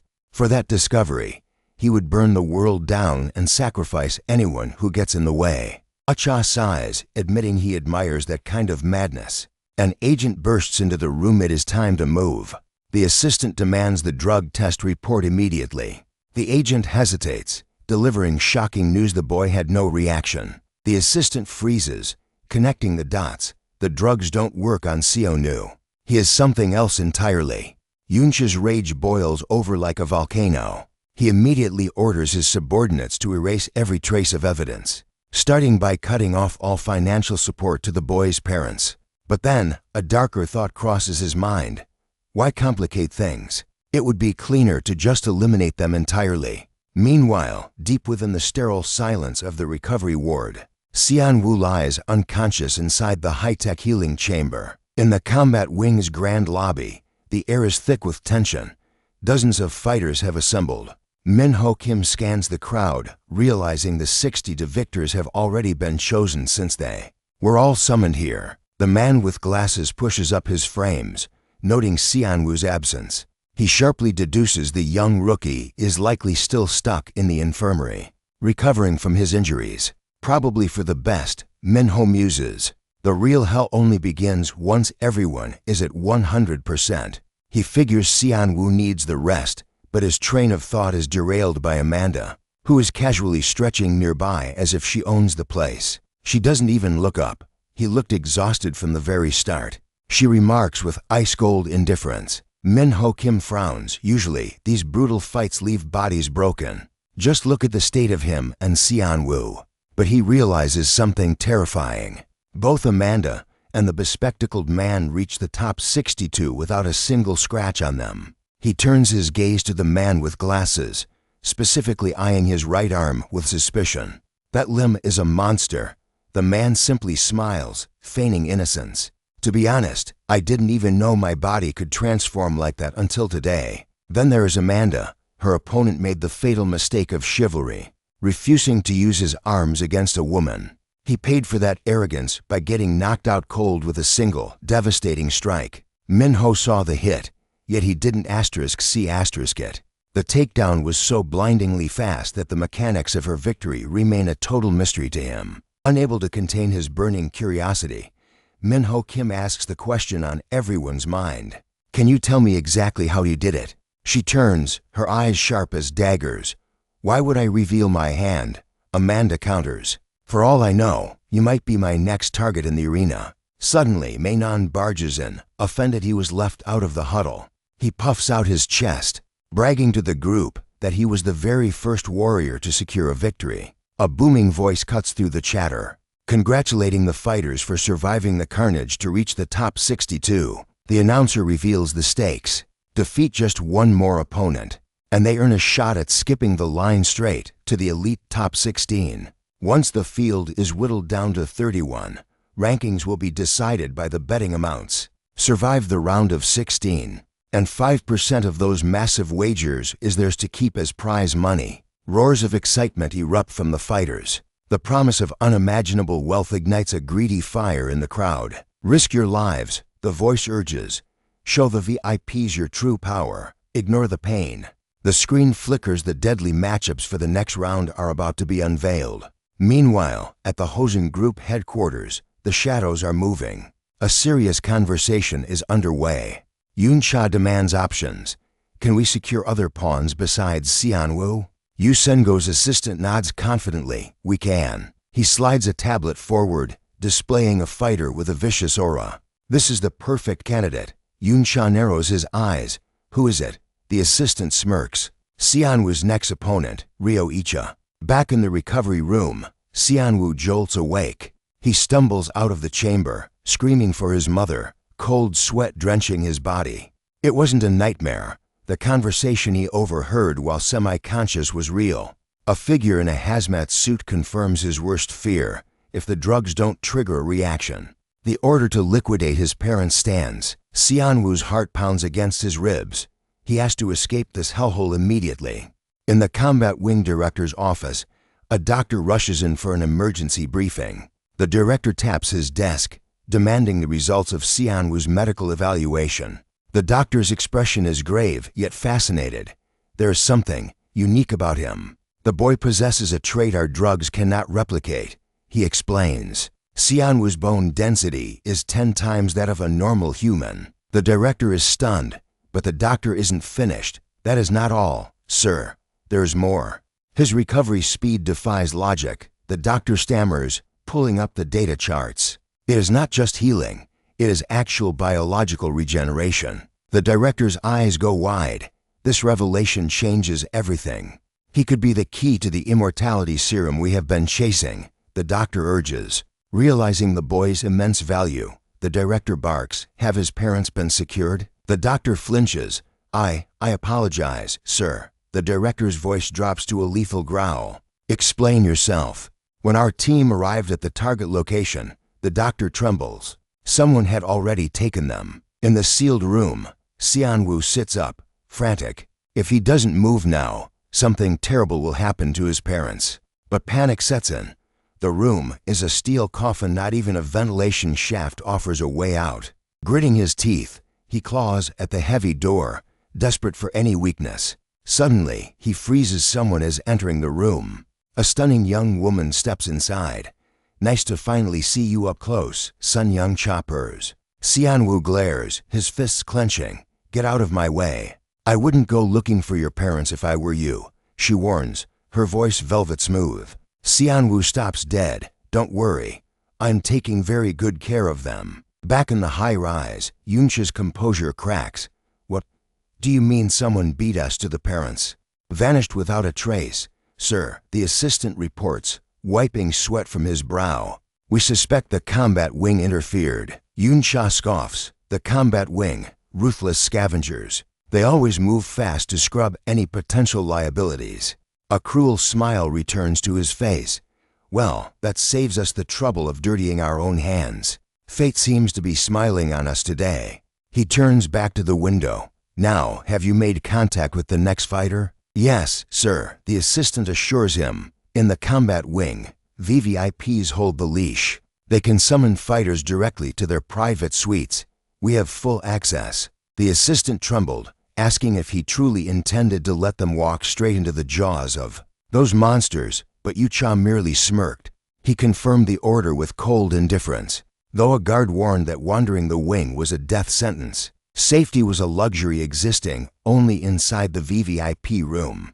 Meanwhile, back in the recovery ward, Sung-Yin locked the heavy door, sealing them in. Sianu's eyes blazed with fury as he demanded to know what she meant by taking care of his parents.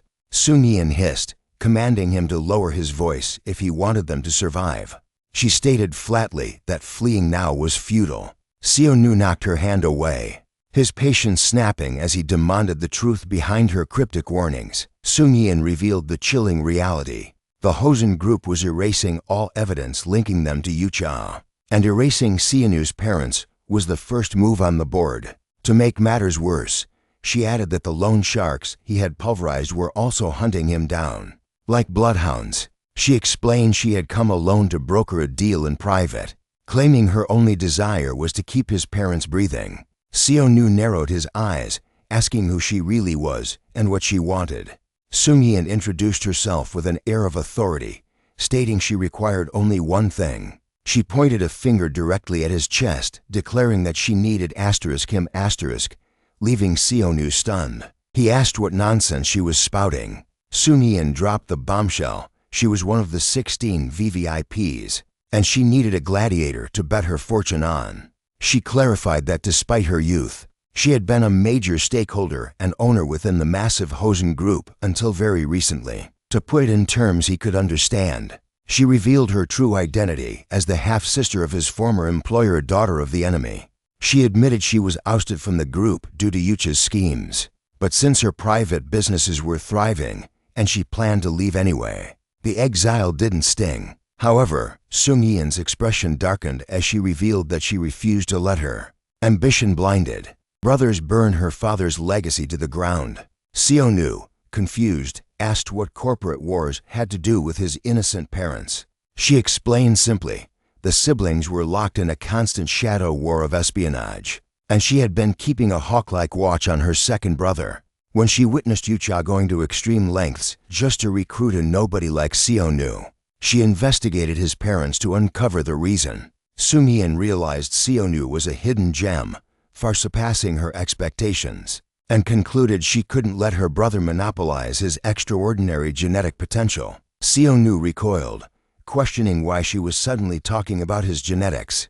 Sung-Yin cut him off, warning that the why didn't matter, only the fact that powerful predators were currently hunting his parents. He asked what he was supposed to do if escape was impossible. She looked him dead in the eye, claiming there was only one path to salvation for him and his family. Sianu asked what that path was.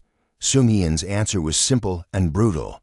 You must win. She unveiled her master plan, a massive wager on the Combat Wing Championship that would bankrupt her brothers. If Sianu won, Yucha would go to prison, and money would silence the loan sharks. Sianu scoffed, questioning the validity of a promise made. In a shadowy room like this, she countered that in the combat wing, a broken oath resulted in immediate elimination by the ruthless local authorities. He pressed further, asking if a rich heiress like her was truly willing to bet her own life on a distinct underdog like him. Sung Yin stated she wasn't the only one desperate for this alliance. Once the 16 finalists were selected, any fighter not backed by a VVIP would be instantly disqualified. Still, Seonu demanded proof that his parents were safe and a reason to trust the wealthy elite.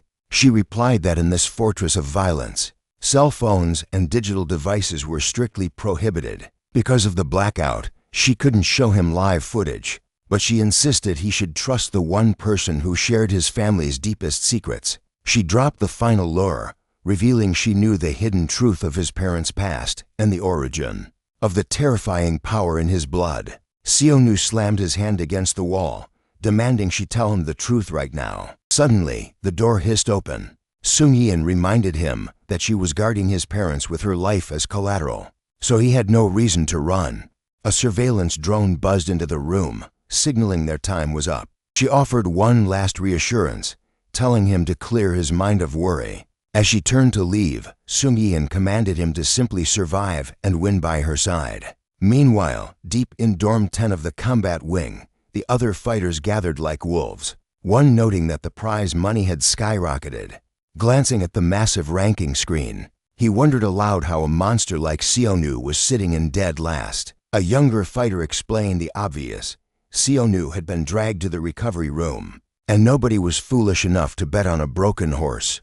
The drone announced that player Seonu had returned to room 10. A fellow fighter greeted him, noting he looked surprisingly intact. As the door sealed shut, the man commented that Seonu must have recovered well. Seonu, desperate, asked the man how he managed to win without taking damage. Seonu's voice cracked as he explained he had to make the top 16, or his family would be annihilated. He begged for knowledge, pledging to do anything, absolutely anything, to get stronger. It was a raw gesture of pure desperation. He slumped, thinking he had asked too much. Suddenly, a woman approached, suggesting he needed a finishing move. Seonu repeated the words, confused. She explained that in the combat wing, domination was impossible without a signature technique to end the fight decisively. The fighter asked about his specialty. The older Mr. Kang stepped in, eyes gleaming, and suggested mastering the calf kick to utilize his iron hard shins. He praises the sheer precision of the movement, marveling at the control. Memories of the clash with Kai surface specifically. How Seonu checked a low kick with absolute confidence in his iron hard shins. Demonstrating the technique himself, he breaks down the lethal mechanics. The calf kick isn't just a nuisance. It has evolved into a finisher capable of crippling an opponent instantly. He challenges Seonu to replicate the destruction.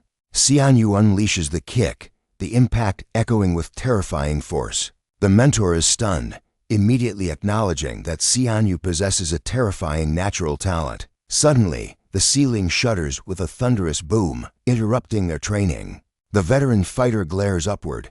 In a room far above, rank 15 Ryoichi is training in Kyudo. The building itself trembles under the weight of his devastating strikes. Meanwhile, back in the dorms, the strategy session heats up. Yu Sung-go insists that the calf kick is the golden ticket to victory and the prize money. But a shadow falls over them as Mainan steps in, declaring that strategy dead wrong. Seonu turns, eyes narrowing at the sudden interruption. Mainan smirks, scanning the room. He claims it should be obvious to everyone that Seonu's ultimate weapon isn't some low kick. He taps his own forehead significantly. The true finisher is the headbutt. He reminds them all that Seonu didn't just survive a Lethwei champion's headbutt, he countered it. Mainan delivers his verdict. The fact that Seonu is still standing proves his skull is the hardest weapon in this entire tournament. Yu Sung-go snaps back, voice tense. He warns that a headbutt is a double-edged sword that destroys the attacker, just as much as the victim. Against the monsters lurking in the combat ward, it's suicide. He argues that brain damage would kill Seonu before he even survives 2 rounds. Mainan just chuckles, finding the concern hilarious. Didn't we all sign our death warrants the moment we walked through these doors? His expression darkens. He warns that hesitation against the top rankers doesn't mean defeat. It means instant death. Mainan locks eyes with Yu Sung. You shouldn't be worrying about Seonu's neck. He reveals the grim truth. He's talking about Yu Sung's next opponent. The giant screen flares to life, announcing the next bloodbath, Min Soo Han versus Woo-sik Park. Deep within the restricted sector of the combat ward, footsteps echo. The director studies a tablet, his face illuminated by the cold glow of data. He murmurs in fascination. Min Soo Han's physiological response to the enhancement drug is nothing short of terrifying. They stand before a row of bubbling containment tanks. The director nods with satisfaction. A doctor steps forward, and the director tells him he should be proud of his creation, his son. The doctor bows deeply, his voice trembling. He insists this miracle was only possible because of the director's grace. Internally, the doctor desperately tries to convince himself he made the right choice. His mind drifts back to the days before the nightmare of the combat ward. Back then, his son was withering away, consumed by a rare muscle-eating disease. The boy would grit his teeth, begging for help just to stand on his own defeat. As a salaried doctor, he watched in agony, utterly powerless to stop his son's slow fade into nothingness. But when hope had turned to ash, a message arrived from the shadows, a summon from the hospital director he had never met. He never expected the meeting place to be the crematorium. He was led down a hidden staircase, descending into a world that shouldn't exist. The underground hall revealed a horrific truth. Countless human subjects suspended in stasis tanks. He had stepped into a new reality. The list of subjects included vanished celebrities and renowned scientists. But the doctor didn't care about the who, only the how. Then he saw the data. The results of the experimental drug tests were undeniable. Tears streamed down his face as the impossible became possible. The director appeared behind him like a phantom, asking for his thoughts as the doctor wept for his son. Then came the devil's bargain. The director offered him a chance to save his son by making him a participant in the experiment. Desperation almost made him say yes instantly, but fear took over. He fled the facility, running back to the safety of his normal life. But fate is cruel. He returned home to find his son, who had claimed to be fine that morning, attempting to end his own suffering. The doctor saved him just in time, the reality of their hell crashing down on him. Holding his sobbing son, the boy looked up with dead eyes. "Dad, please, just kill me." The plea shattered the doctor's soul. There was nothing left to lose. He accepted the director's offer, selling his soul to the combat ward. Now, looking at the monster his son has become, he wonders if he became a monster too. Back in the present, a drone hovers, commanding Min Soo Han to enter the killing grounds. The young man steels himself. The massive gates groan open, and he steps into the arena to face his adversary, Woo-sik Park. Woo-sik Park, a master of the brutal Krav Maga style, flexes in preparation. Min Soo Han shifts into a fluid stance, ready to unleash the art of Kaliarnis. The drone's voice booms across the arena. The countdown ends. The fight is on. They explode into motion, charging head-on. Min Soo Han strikes first, his hand slashing toward the opponent's arm like a blade. The crowd gasps. Even the pros are stunned using knife-fighting techniques in an unarmed brawl. Min Ho Kim notes that no one could have predicted this style. But Woo-sik Park smiles. His muscles ripple and contract, clamping down on Min Soo's fingers like a steel trap. Min Soo freezes, he's caught. Woo-sik squeezes harder, crushing the trapped fingers. He leans in, a predatory glint in his eyes. "Didn't your mother tell you not to play with sharp objects?" With his free hand, he unleashes a thunderous slap.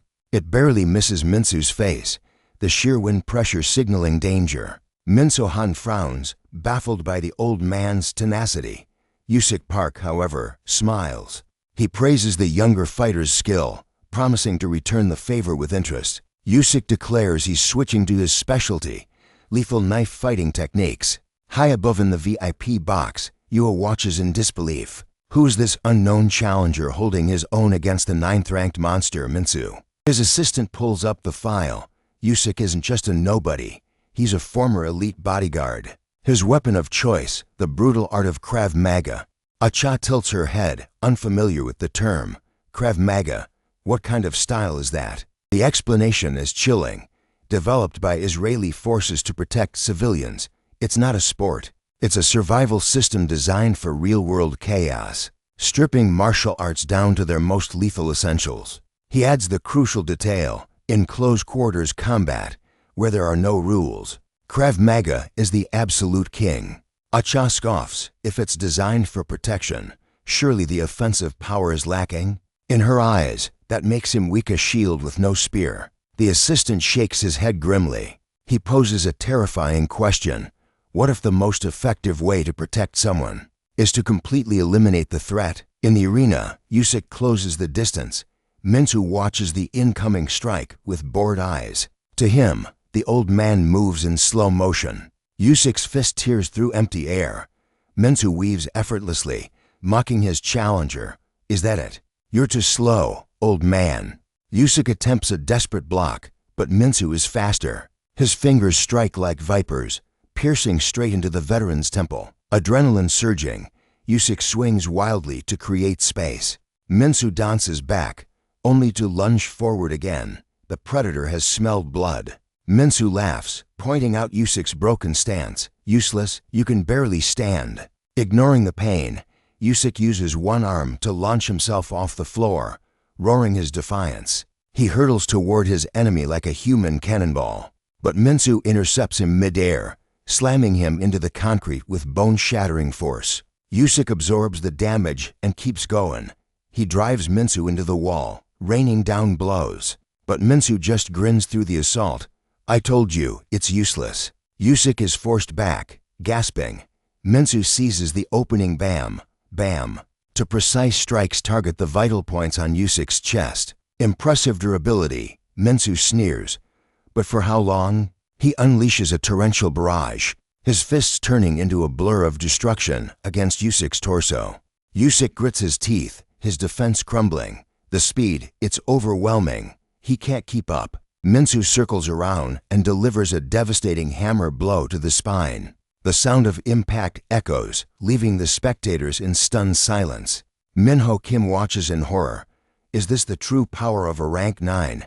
It seems impossible to win. Yet, miraculously, Yusik Park remains on his feet. Minsu tilts his head, amused. Why clench your fists? Did you give up on your fancy knife skills already? In response, Yusik spreads his arms wide, completely opening his guard. Minsu narrows his eyes. A trap? You plan to grapple me if I get close? It won't work. Minsu roars, charging in to finish the job. Just die already. Minsu's hand pierces Yusik's abdomen. But then, in a shocking move, Yusik punches his own stomach, right over Minsu's wrist. Minho flinches. Did he just hit himself? But Amanda sees the truth. No, he wasn't hurting himself. He was trapping him. He tightened his muscles to lock Minsu's fingers inside his own body. A desperate, suicidal gamble to stop the assassin's hand. You crazy old bastard, Minsu screams, trying to pull free. But Yusik lands a thunderous punch. The impact sends Minsu flying straight through the arena window. Yusik breathes heavily, blood dripping. He knows it's not over. Not enough. I need one more hit. His right arm hangs limp, muscles shredded. But retreat isn't an option. He has to attack again. It's his only path to victory. With a guttural roar, he charges. Just one more. He stumbles, his body failing him, but his will drives him forward. Dad, get up. Seo Nu Kang screams from the sidelines. Yusik hits the ground, vision blurring. He's lost too much blood. He can't lift his arm. I'm sorry, son, he whispers. But then, a spark of rage ignites. No, what am I thinking? He forces his body to obey, pointing a trembling finger at his enemy. Minsu looms over him with a twisted grin. Did I mention? He sneers. I'm actually right-handed. A sickening crunch echoes as he strikes Yusik in the head. Dad, Sianu's scream tears through the air. As the lethal fingers descend, Yusik raises his hand. He sacrifices his own palm, letting the strike pierce through to stop it. Impressive resolve, Minsu laughs, his eyes cold. But my fingers are longer than your hand is thick. He pushes deeper, aiming for the skull behind the hand. Yusik coughs up a torrent of blood and collapses. Mr. Kang, Dad. Minsu turns his gaze to the sidelines, shouting Seo Nu Kang's name with sadistic glee. Watch closely, boy, Minsu taunts. This old man is dying because of you. Minsu raises his hand for the execution. Time seems to stop.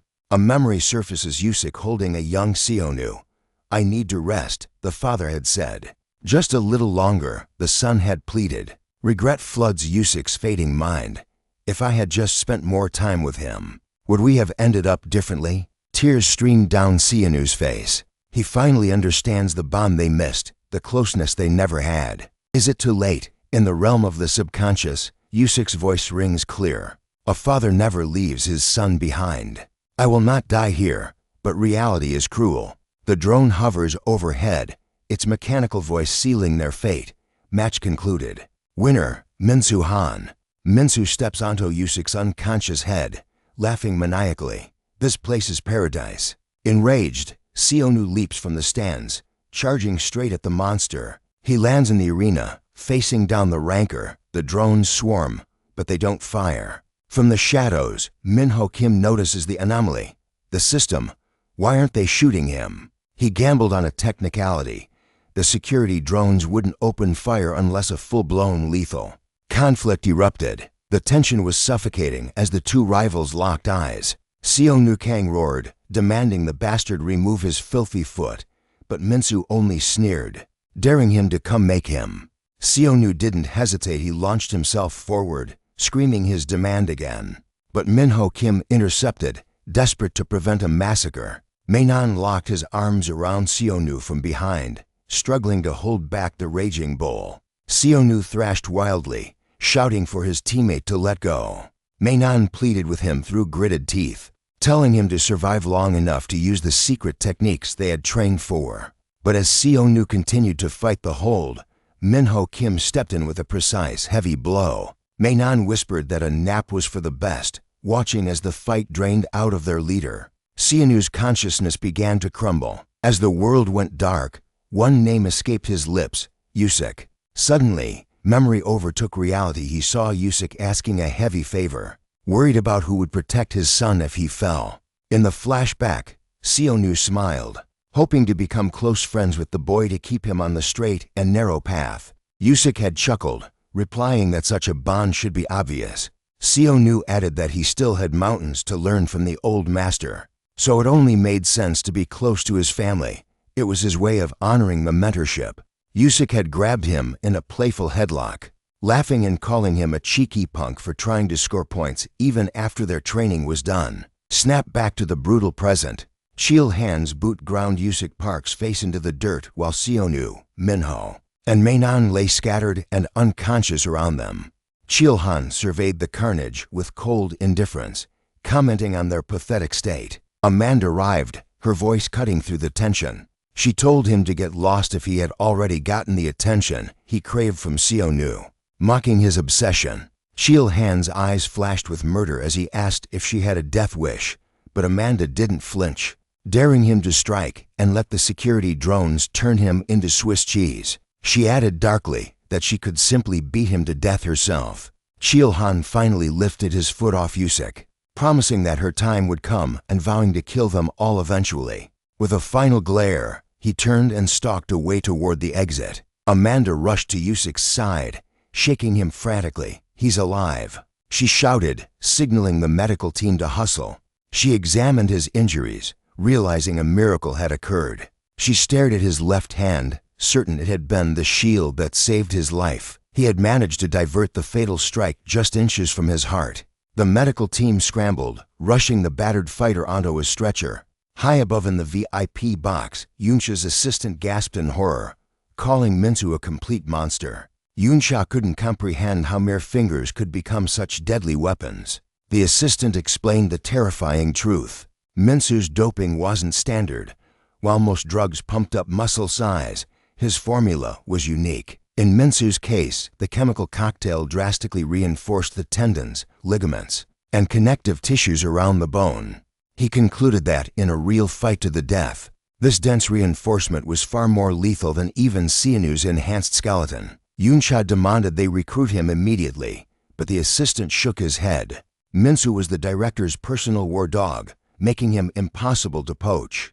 He reassured the VIP that the roster was still deep, with plenty of talent waiting in the upcoming match. Yunsha turned his attention to the next contender, asking if he meant the female capoeira specialist. The assistant confirmed it was her. Yunsha scoffed, asking if capoeira wasn't just some flashy dance. But the assistant corrected him grimly. It was no entertainment. Its roots were soaked in blood and history, tracing back to when African slaves were forcibly transported to survive the crushing oppression in Brazil. They forged a martial art disguised as dance to deceive the guards watching their every move. He described it as an art form born of sorrow and agony, not celebration. After Brazil gained independence, it became a tool for the criminal underworld. So dangerous that the government once banned it entirely. It was a weapon of pure lethality. And the master of this deadly dance was about to fight. Rank 19, Amanda. The drone's voice boomed across the arena, announcing the entry of the next combatants. Her opponent was introduced, rank 10, the mixed martial arts powerhouse Hyuk-go. The drone signaled the start of the duel between Amanda and Hyuk-go. Amanda dropped into her rhythmic fighting stance, eyes locked on her target. She wondered if he was underestimating her, as his posture was loose and unprepared. Deciding to punish his arrogance, she launched a lightning-fast kick. Yunsha waved his hand, deciding he had heard enough about Amanda and her history. He shifted focus to Hyuk-go, noting that anyone holding the 10th rank must be a beast in their own right. The assistant revealed the fighter's dark secret. Hyuk-go was a washed-up MMA pro until the facility's drugs granted him superhuman dynamic vision. Now, the VIPs called him 10-second king, and the betting pools were going wild. Yunsha raised an eyebrow at the nickname. The assistant clarified the terrifying stat. Hyuk-go won every single match by knockout in under 10 seconds. Yunsha was floored, exclaiming at the absurdity of it. The assistant added that the money was pouring in because the man finished fights without ever taking a scratch. With every 10-second victory, the legend grew, and the hype train was becoming unstoppable. If he defended his title here, he wouldn't just draw a fortune. He would skyrocket straight into the top 5 rankings immediately. Tension thickens in the arena as Hyuk-go stands motionless, waiting for the signal. Overhead, the drone announces the start of the match, and the holographic timer flashes a single number 1 second. Hyuk-go's dynamic vision activates instantly, tracking every nuance of Amanda Glatch's movement. I see everything, he thinks, raising his guard to block her strike despite the suddenness of the attack. But in the blink of an eye, his world spins. He stares at the floor, confused why the ground is suddenly rushing to meet him. The realization hits him late. He has already lost. The timer freezes at exactly 10 seconds. Amanda Glatch stands tall over her fallen opponent, an aura of absolute dominance radiating from her. The drone's robotic voice booms, declaring Amanda Glatch the victor. She looks down coldly, remarking that some techniques exist far beyond the speed of human perception. In the VIP suite, Yunsha leaps to his feet, bewildered.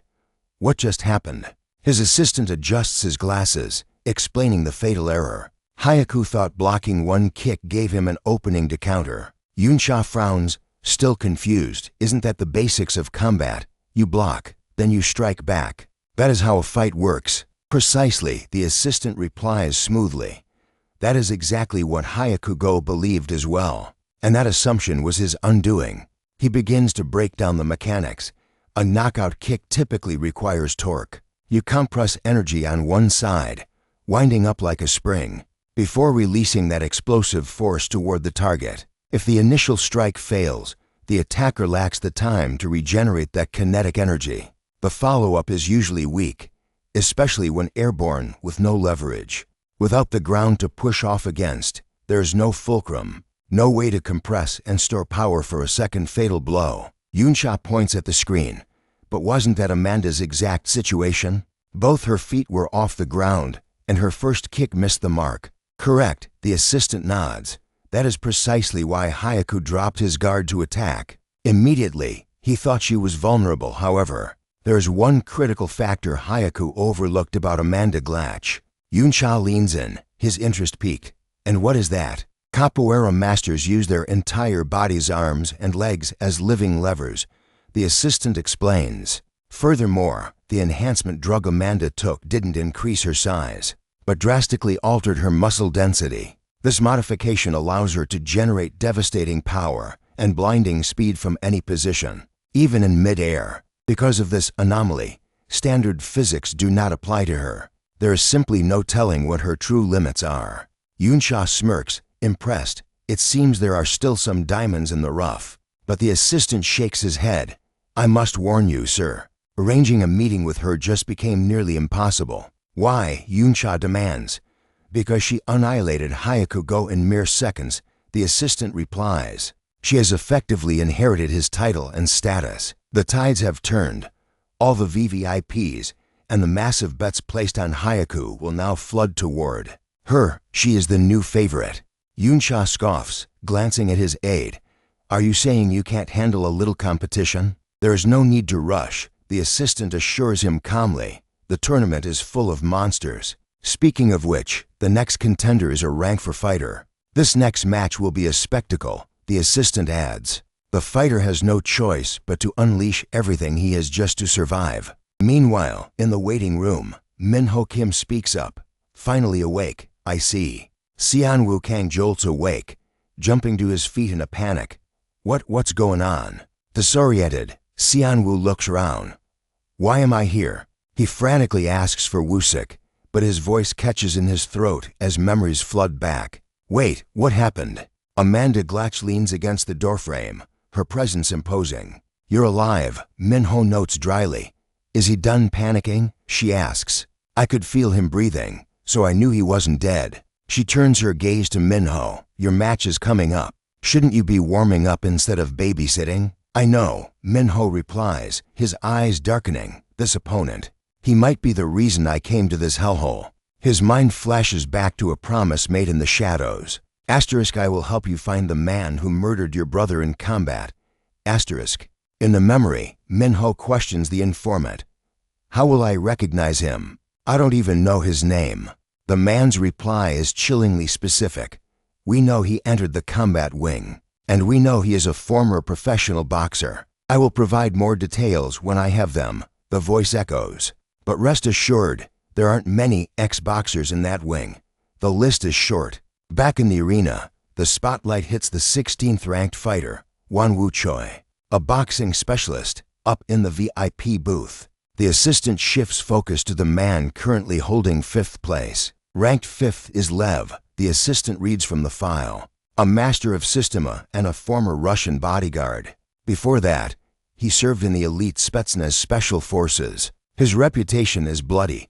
Rumor has it he permanently eliminated anyone who dared to threaten his clients. However, he became a liability. An investigation for excessive force was launched after he slaughtered 8 assailants. Single-handedly, his employer had no choice but to cut him loose. But talent like that doesn't stay unemployed for long. A new patron hired him immediately, granting him a fresh identity to wash away the blood. The man who offered this devil a second chance was Michael Lee, the head of the military contractor group, Pawn. Yunsha nods slowly.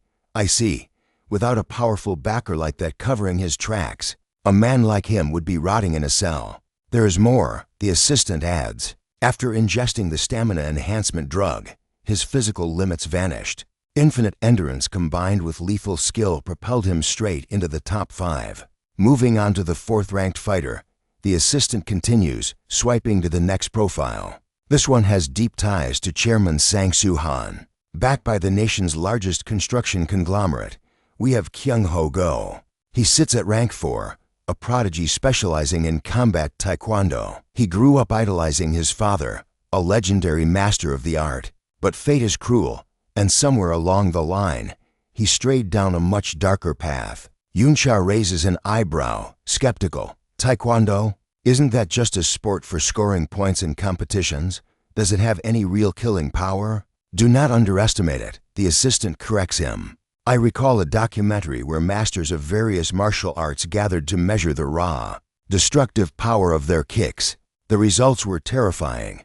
Most of the strikes registered force impacts between 900 and 2,500 pounds, enough to shatter bone like glass. However, the capoeira kick slammed into the sensor at 1,900 pounds, stunning the entire crowd. But the real shock was yet to come. The final evaluation, Taekwondo. The impact echoed through the hall. The readout screamed 2,300 pounds. leaving Wan-sha staring in absolute disbelief. The assistant quickly notes that Kyung-ho is a master of combat taekwondo. In terms of raw destructive power, no one in this wing can rival him. Next, he introduces Rank 3, Ryan, a chemical addict sponsored by the president of CT Bio. Obsessed with surpassing human limits, Ryan subjected himself to twisted experiments, even fusing steel directly onto his skeleton. But the constant drug abuse rotted his mind. Now, he is nothing more than a mentally unstable living weapon. Then there is Rank 2, Terma, a fugitive criminal hired personally by Dong-soo Park. Wan-sha gasps, how could a monster like that secure second place? The assistant turns grim, explaining that very little is known about this fighter's background. But one chilling fact is public knowledge. He is a psychopath who entered the tournament solely to enjoy the thrill of murder without police interference. His fighting style is so overwhelming that most opponents are slaughtered before they even realize. The battle has begun. Wan-sha shudders, realizing the terrifying truth: everyone here is an absolute monster. The assistant shakes his head. The true abomination is Rank 1, the former champion. Just as Wan-sha asks for the name of this king, chaos erupts. The steel doors are torn off their hinges. A massive giant steps through the wreckage. Wan-sha recoils, demanding to know who this intruder is. The giant apologizes calmly, claiming he can't control his own strength. This is K, the legendary Gurkha mercenary and the undisputed Rank 1 fighter. Panic sets in. Wan-sha screams for a guide as security drones immediately swarm K, marking him as a high-level threat. Suddenly, a voice cuts through the tension, calling Wan-sha a fool. He freezes. He recognizes that voice instantly. It's his brother. Executive Director Ikayan-cha smirks. Did you really think you could beat me? Wan-sha snaps back, reminding him of the bet. Start packing your things, brother. But Ikayan laughs, calling him an idiot for wagering his position at the company on a mere student. Wan-sha clenches his fists, his temper flaring at the provocation. You broke the rules of a certified bet, his brother warns coldly. Don't ask for mercy later. He wishes Wan-sha fun with his kid and walks away, taking the monster K with him. Left behind, Wan-sha fumes with humiliation. He explodes at his assistant. What are you doing? Find me someone who can crush K right now. But doubt creeps in. Is it too late? He worries that the ultimate winner must inevitably come from the current top 5. The odds favor them, the assistant admits, but it is not an absolute law. He explains that the enhancement drugs are volatile. Because of this unpredictability, a dark horse could rise from the top 16 to take the throne. It requires time for their potential to bloom. But he insists that is exactly the kind of miracle fighter they need to find. Desperate, Wan-sha asks for names. The assistant reveals he is already tracking 5 potential candidates. The first is Ryo Icha, who is set to face Se-yoon in the upcoming bout. Beside him, the list includes Amanda Roach and the judo master Woo Gang-ju. But the most interesting prospects are the two facing each other in the very next round. The boxing underdogs, Min-ho Kim and Won-woo Choi. In the arena, the tension is suffocating. Min-ho Kim squares off against Won-woo Choi. Do you know a man named Min-sung Kim? He asks coldly. Won-woo doesn't break his stance. He smirks. How could I not know him? That answer triggers an explosion of rage. Min-ho screams that he knows his brother. He gave up everything just to find him in this hellhole. Asterisk boom, asterisk Min-ho lands a straight right directly to Won-woo's face. Who are you to him? He demands. Another heavy blow connects. The impact sends his opponent flying backward. Blood spraying from Won-woo's mouth. Min-ho grabs him by the collar. Why did you do it? He slams a brutal kick into Won-woo's face, throwing him violently against the concrete wall. Min-ho closes in, roaring for answers. But Won-woo, lying broken on the floor, simply mutters, "That's enough." Min-ho freezes. What? Like a zombie, Won-woo rises from the debris. I needed to take a few hits, he whispers, for the drugs to finally kick in. I was wondering about the levels of this speed drug. Won-woo muses. Min-ho swings but hits nothing. A kick slams into his skull before he can blink. Won-woo attacks again. Min-ho dodges by a hair, but his opponent is a blur, charging forward and taunting him to come back. Cold sweat runs down Minho's back. No matter how fast he moves, he cannot find an opening. Wanwoo materializes right in front of him. Theory confirmed. Minho reacts on instinct, landing a clean counterpunch, maximum speed. Not bad. Wanwoo sneers. He clamps his hand onto Minho's skull. Asterisk crunch. Minho screams as he is hurled across the arena, tumbling like a ragdoll. Getting beaten was risky, Wanwoo admits, wiping blood from his lip. But the high from this drug is top tier. He stalks toward his prey. Stop moving. Let the ref end it. His eyes go cold. I have no choice but to kill you now. Broken and bleeding, Minho remembers his brother's voice. Asterisk when you think it's all over. Take one last, deep breath, asterisk. With the resolve that this was his final chance, his brother's memory fueled him. Minho's heart hammered against his ribs like a war drum. Wanwoo Choi desperately leaped back, barely evading the sudden, lethal strike. Minho landed with cataclysmic force, spiderweb cracks fracturing the earth beneath his boots. Wanwoo watched in horror, wondering if this monster actually grew stronger with every ounce of damage he took. Without a second of hesitation, Minho surged forward, launching a punch carrying the weight of death. Wanwoo realized instantly he had to dodge at absolute maximum speed or die. He threw his body to the side in a frantic attempt to escape, but Minho intercepted him in midair with terrifying precision. A chilling realization struck Wanwoo. Escape was no longer an option. Why did you kill my brother? Minho roared. A violent fist connected squarely, driving Wanwoo into the floor with such force that the ground shattered completely, burying him in debris. High above in the observation deck, the director of the combat wing narrowed his eyes. Behold, he murmured, the second transformation. Broken and lying in the center of the crater, Wanwoo Choi coughed up blood. Minho Kim stepped through the dust, demanding for the final time, tell me why you murdered him. Wanwoo gasped for air, confirming the grim truth Mong was indeed murdered. Minho's eyes blazed with confusion. If you aren't the killer, how do you know my brother? Don't be stupid, Wanwoo wheezed. Every boxer on earth knows the champion who held the world record for title defenses. Minho grabbed him, demanding a name. Wanwoo began to tremble, whispering about an addict who exclusively hunted boxing champions. But his eyes rolled back before he could finish. Speak, who is it? Minho screamed, shaking the unconscious fighter. The drone overhead blared a mechanical announcement. Wanwoo Choi is unable to continue. The match concluded with Minho Kim's absolute victory, while a holographic notification displayed the betting pool skyrocketing in real time. Watching the carnage from a tablet, Uncha could only stare in disbelief. This kid, Minho, is absolutely incredible. The director's assistant trembled, noting Minho achieved the second transformation without any enhancement drugs. The director smiled darkly. My experiments are finally bearing fruit. He adjusted his glasses, adding a caveat. They haven't reached the apex yet. They aren't at the level of the first transcendent from 20 years ago. But some are approaching 80% of that transformation. The director explained they had been synthesizing the first transcendent's genes ever since he vanished. He sighed, looking into the distance, wondering where that legendary being had disappeared to.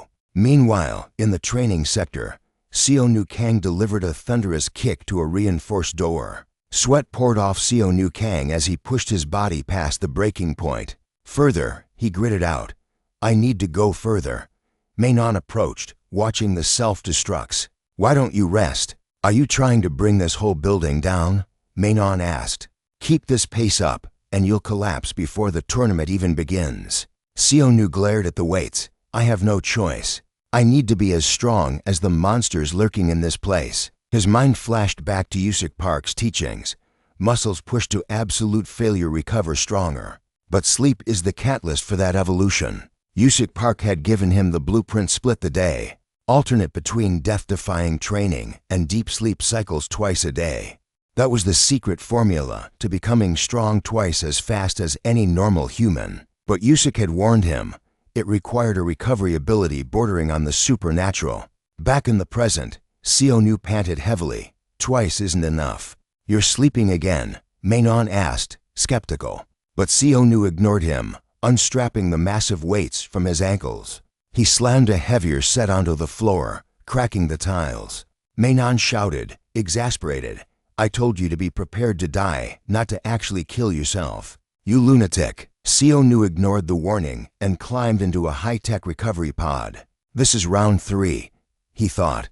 I have to trust my body's speed. Mainan watched the pod close, stunned. Intense training 3 times a day. And he thinks 3 naps will fix him? A smirk tugged at Menon's lips. If this crazy kid actually pulls it off, things around here are going to get very interesting. A drone hovered over, ordering Mainan to the main arena.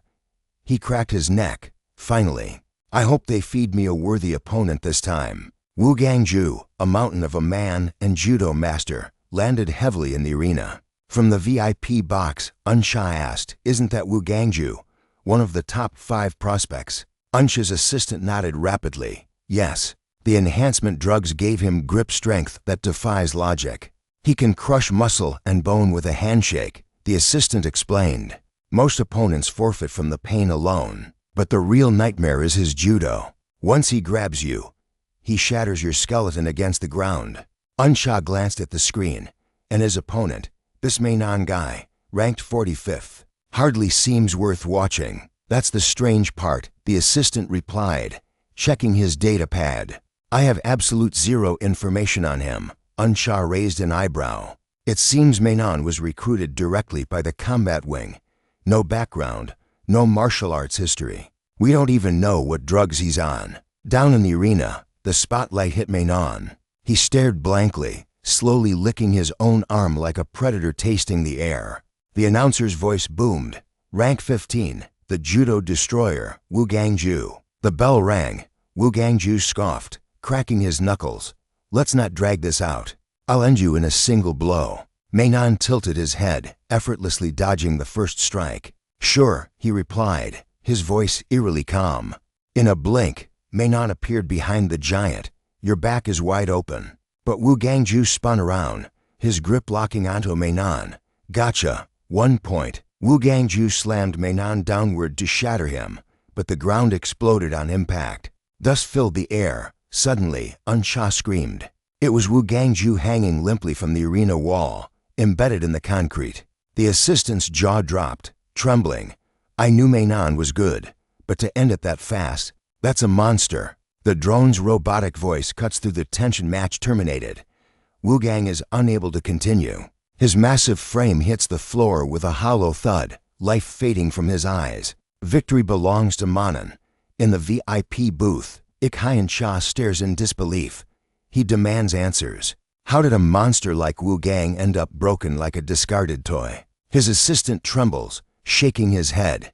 This is unprecedented, an anomaly they never calculated for. On the arena floor, Manan smirks.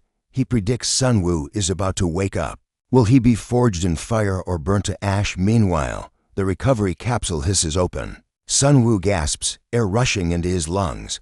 Was the training a success? It doesn't matter. Success is the only option.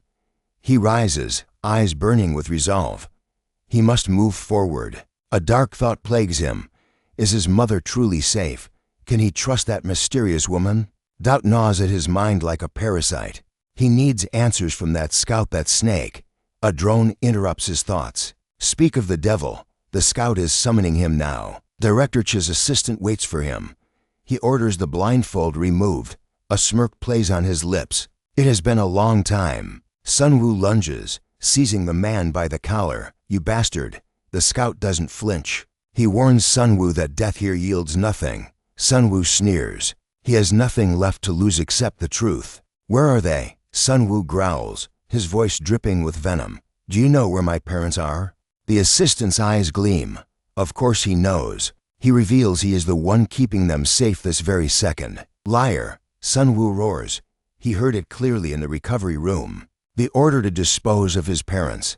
He knows what they are planning. The assistant sighs. Yes, the VIP gave that order, but he disobeyed. He reported them missing to buy time, all while keeping them under his protection. The man shoves Sun Wu's hand away with surprising force. He has already gambled everything on this game. He bet it all on Sun Wu. If the boy rises, the VVIP will have no choice but to accept his judgment. Their fates are tied. Sun Woo starts to mention the woman's warning. The assistant cuts him off. Does he really think that voice belonged to one of his agents? Think about the timing. Sun Woo heard about the death order right after waking up, right after Sun Young visited him. The assistant leans in close. Does Sun Woo truly believe in such convenient coincidences? He claims everything she says is poison. That is why her own father exiled her from the company. She would sacrifice anyone, even her brothers, to protect her own interests. You're a fool, Sun Woo spits. She knew them. The assistant challenges him. Did she have proof? Sun Woo falters. She had nothing. Then how about this? The man asks, his voice low. He rolls up his sleeve. Ink stains his skin.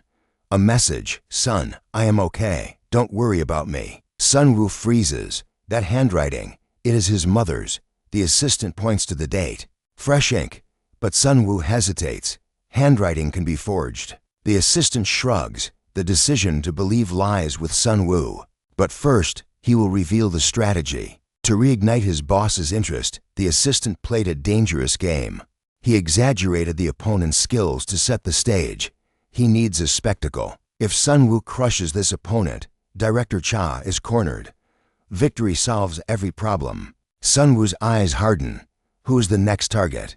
The arena gates open. Ryo enters, an aura of violence surrounding him. Woo Xiango's assistant whispers the truth. Sun Young does not care about the championship. She only wants to burn her brother's empire to the ground. She has no reason to save Sun Woo's parents. The assistant issues a final warning. Refuse to fight, and the protection ends. His parents die. Sun Woo's mind races. Who is the liar? Who holds the knife? But hesitation is death. The truth can wait. Survival cannot. If he does not defeat Ryo, everything turns to dust. High above in the VIP box, Woo Xiango swirls his drink. Watching Sun Woo fail will wipe that smug look off Sun Young's face forever. Sun Young Cha remains cold. We will see who smiles when the blood dries. In the ring, Ryo drops into a lethal fighting stance. Sun Woo scans his opponent. That stance, a striker, a calf kick could shatter his balance. Sun Woo charges, but Ryo is faster. He launches a kick, forcing Sun Woo to dodge. Sun Woo counters, but it's a trap. Ryo snatches his leg in an iron grip. Ryo slams him to the mat. Fists rain down like hammers. Sun Woo eats a heavy blow but scrambles, rolling away just before the finishing strike connects. Woo Xian blinks in shock. Ground techniques. He thought Ryo was a pure striker. His assistant corrects him. Ryo has no limits. This is Kyudo, the art of chaos. Striking, throwing, and joint locks are all fair game. It gets worse. Headbutts, groin strikes, techniques that civilized fighters call unfair, Ryo calls weapons. Fighting Ryo in close quarters is not a match. It is a descent into hell. Anything the human body can do to inflict pain, he will use. Back in the blood-stained arena, the stare-down continues. Ryo studies his prey. Strange. There's not a shred of fear in Sun Woo's eyes. Sun Woo throws a punch. Ryo weaves effortlessly and digs a brutal kick into Sun Woo's ribs. The impact sends Sun Woo crashing to the floor. Woo Xiango cheers. Finally, the brat is finished, but Ryo hesitates. Something is wrong. Looking down at his fallen opponent, a chill runs down his spine. Why is Sun Woo smiling? Lying flat on the cold ground, Seonu just grins up at him. That smile snaps the last thread of Ryo's patience. Roaring with fury, Ryo charges in, swearing to wipe that smug look off his face forever. Seonu latches onto him like a leech. Ryo sneers, warning that grappling tricks won't save him here. But just as Ryo moves to crush him, Seonu sinks his teeth deep into Ryo's thigh like a wild dog. You absolute bastard, Ryo screams in pain. He retaliates instantly, driving a brutal elbow straight into Seonu's spine to shake him off. Are you a fighter or a rabid animal? Ryo spits, disgusted. Seonu just lifts his head, his eyes burning with a terrifying, feral glare that promises violence. Ryo answers that look with a savage kick to the face. The impact is so heavy it drags Seonu's entire body across the concrete floor like a ragdoll. Ryo pauses, chest heaving. Did he let this punk get under his skin? He glances at his bleeding thigh and realizes the bite threw off his stance. That kick wasn't full power. A chill runs down Ryo's spine. This kid isn't human. He really is a beast. Watching from the sidelines, Yuzan-go can only gasp in shock at the chaos unfolding in the arena. His assistant pushes up his glasses, noting the terrifying truth. Seonu is a fighter bound by absolutely no rules. The beast rises again. Ryo tenses up, sweat forming on his brow. Is he going for the leg again? Is he going to bite? Paranoia starts to set in. I won't fall for that twice, Ryo shouts, winding up a punch to end it. But he walked right into a trap. Seonu's leg snaps up, slamming a heel kick directly into Ryo's skull. Yuzan-go freezes. That was a capoeira move. The scene shifts back to the training hall, where Seonu begged Amanda to unleash her deadliest capoeira techniques on him. He pointed at his own chest, eyes dead serious. He didn't want a lesson. He wanted to be hit. You're underestimating this art, Amanda scoffed. She launched a lightning-fast kick, driving her heel straight into his temple with zero mercy. Seonu crumpled to the floor, but Amanda saw the truth in his eyes. This boy possesses a terrifying talent.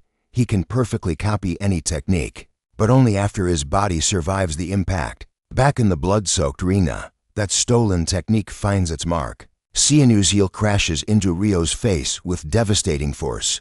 Seonu pivots on one hand, launching his body upward like a coiled spring. Yuzan-go screams. It's a grotesque groin kick aimed straight for the chin. Ryo catches the leg mid-air, stunned by this acrobatic movement. How does a human move like this? But before he can react, Seonu's other leg whips around for a second headshot. The double impact sends Ryo flying through the air. He crashes hard onto the mats, gasping for air. But there is no mercy. Seonu is already stalking toward him. My body is moving perfectly. Seonu thinks, adrenaline flooding his veins. One more calf kick ends this. But Ryo isn't finished. He scrambles up, shifting back into a disciplined fighting stance. Ryo admits he underestimated this wild animal. But the games are over. If Seonu wants to be a beast, Ryo will become the hunter who puts him down for good. Ryo explodes forward. Seonu's eyes widen. The speed difference is sudden and terrifying. Ryo has stopped holding back. Seonu tries to weave, but Ryo cuts him off with a savage headbutt. The impact rocks Seonu's brain, sending him stumbling back in a daze. A heavy fist buries itself in Seonu's gut. The breath leaves his lungs, but he grits his teeth, forcing himself to stay focused through the agony. Ryo grabs him by the collar. Say goodbye to your organs. He roars, unleashing a machine gun barrage of punches into Seonu's ribs and stomach. Ryo steps back to wind up the execution blow. His leg swings like a baseball bat, slamming into Seonu's battered torso with bone-crushing power. Seonu goes limp. Ryo stares down at the body, convinced the beast has finally been tamed. The fight is over. Yuzan-go cheers wildly, shouting that Seonu is finished. But Sunyun narrows her eyes. Not yet, she whispers. Suddenly, Seonu's hand shoots up, gripping Ryo's arm like a vice. Useless struggle, Ryo snarls, preparing to stomp him. But Seonu launches his own skull-forward crack, a vicious headbutt right back at him. Ryo staggers, dazed. Did this kid just learn how to headbutt during the fight? Seonu rises again, a relentless nightmare coming for him. Ryo trembles. This isn't a beast, it's a monster. But he knows his punches landed. Seonu's insides must be mush by now. It's just adrenaline and drugs keeping him up. Ryo tells himself. I just need to block one attack and counter. Seonu flies in with a desperate kick. Ryo catches the leg. I got you. He screams triumphantly. But Seonu isn't trying to kick. He rips a chunk of fabric from his own torn pants. Seonu flings the rag over Ryo's face. I can't see. Ryo panics, blinded in the critical moment. Seonu strikes while his prey is in the dark. Panic turns to resolve. If he can't see the dodge, Ryo decides to plant his feet and tank the damage to deliver his own counter. Crack! Seonu's kick obliterates Ryo's knee. But as he falls, Ryo swings his own leg, snapping Seonu's shin in return. Yuzan-go screams. Both legs are completely shattered. Even with a broken leg, Seonu drags himself forward and grabs Ryo. You just don't die. Ryo gasps, realizing this is the end for him too. Seonu twists his body for one final, desperate kick to Ryo's remaining good leg. They both collapse into a heap of broken limbs on the arena floor. The loudspeaker crackles. Ryo Icha is unable to continue. The arena goes silent as the winner is declared Seonu Kang. Yuzan Go throws a tantrum, furious at the loss, but Sun Yoon smiles, her eyes gleaming. This brutal tenacity is exactly why she chose him. Look at him, Yuzan Go points out desperately. Seonu is out cold too. Doesn't this count as a double knockout? The assistant shakes his head. No, sir. He's not unconscious from damage. He checks the monitors. The boy is just sleeping. Sun Yoon frowns. Sleeping is a luxury he can't afford right now. She looks at the betting board just as she feared. The gamblers aren't backing him. Nobody bets on a broken fighter, her assistant explains grimly. And the roster for the top 16 is decided strictly by the total money wagered. He points to the bottom of the list. Seonu is dead last. If the top 16 are locked in before he wakes up, the assistant warns, he loses his right to choose a VVIP patron. You might need to find a new champion, Lady Sun. Sun Sha turns to her assistant with ice in her veins. She demands to know exactly how much capital she has available, leaving him stunned by the sudden question. If the crowd refuses to bet on him, she will force the hand of fate herself. Sun Sha declares her strategy. She will use her immense fortune to push him to the absolute top. The assistant panics, terrified she might bankrupt herself, but she silences him instantly. There is no room for hesitation. The game begins now. High above the arena, a drone descends, its mechanical voice echoing through the air. It summons the 31 survivors for the next round's briefing. A swarm of drones buzzes over the gathered fighters like vultures. Minho glances down, his eyes locking on Seonu, who still lies motionless on the cold floor. Anxiety gnaws at him. Should he wake Seonu up? Time is running out before the critical briefing begins. A massive screen flickers to life, welcoming the victors and the 16 elite VVIPs joining the game. The camera pans to the private luxury boxes, revealing Sun Sha watching from her throne. The announcer drops a bombshell rule. Qualification for the top 16 isn't about skill. It is determined solely by the total amount of money bet on each player. A countdown timer blares, signaling the final 30 seconds. It is a frantic race against time to place the ultimate bets. Sun Sha's eyes narrow as she demands the numbers. She needs to know the exact gap between Seonu and the fighter currently ranked 16th. Her assistant reveals a staggering $2 billion difference, a gap that is widening by the second. Without blinking, she commands him to bet every single cent she has on Seonu immediately. He screams in protest. It is a massive $4 billion gamble. If Seonu fails to make the cut, that money vanishes into thin air. He begs her to abandon Seonu and back a safer fighter, but Sun Sha remains unshakable. Her order is final. Bet it all, right now. Desperate, he questions her sanity, asking why she would go this far. She spins around, fury blazing in her eyes, and screams at him to place the damn bet. The timer hits 0. The betting window slams shut. High in the VIP box, silence falls as they await the verdict of fate. Trembling, the assistant confirms the transfer is complete. He reminds her of the fortune she already spent suppressing her brothers. She is risking her entire empire. Sun Sha ignores his warnings. Her only concern is the result. She asks for the current ranking, but the numbers are gone. The assistant explains the feed was cut at the countdown. Now, they must endure the agonizing wait for the official announcement.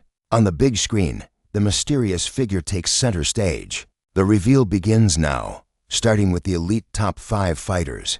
The names flash rapidly. Cam, Ryan, Jai-Ho, Gola, and Tim Ma dominate the top spots. Minho stares in disbelief at the rankings. He realizes there are still dangerous boxers left in the pool. The announcer continues the countdown, preparing to unveil the next tier of survivors. Ranks 6 through 10 appear: Wu Gangju, Amanda Guo, Yuxiango, Kenda, and Mainon. Seeing Amanda drop to 7th, panic rises in Minho's chest. Will he even survive this cut?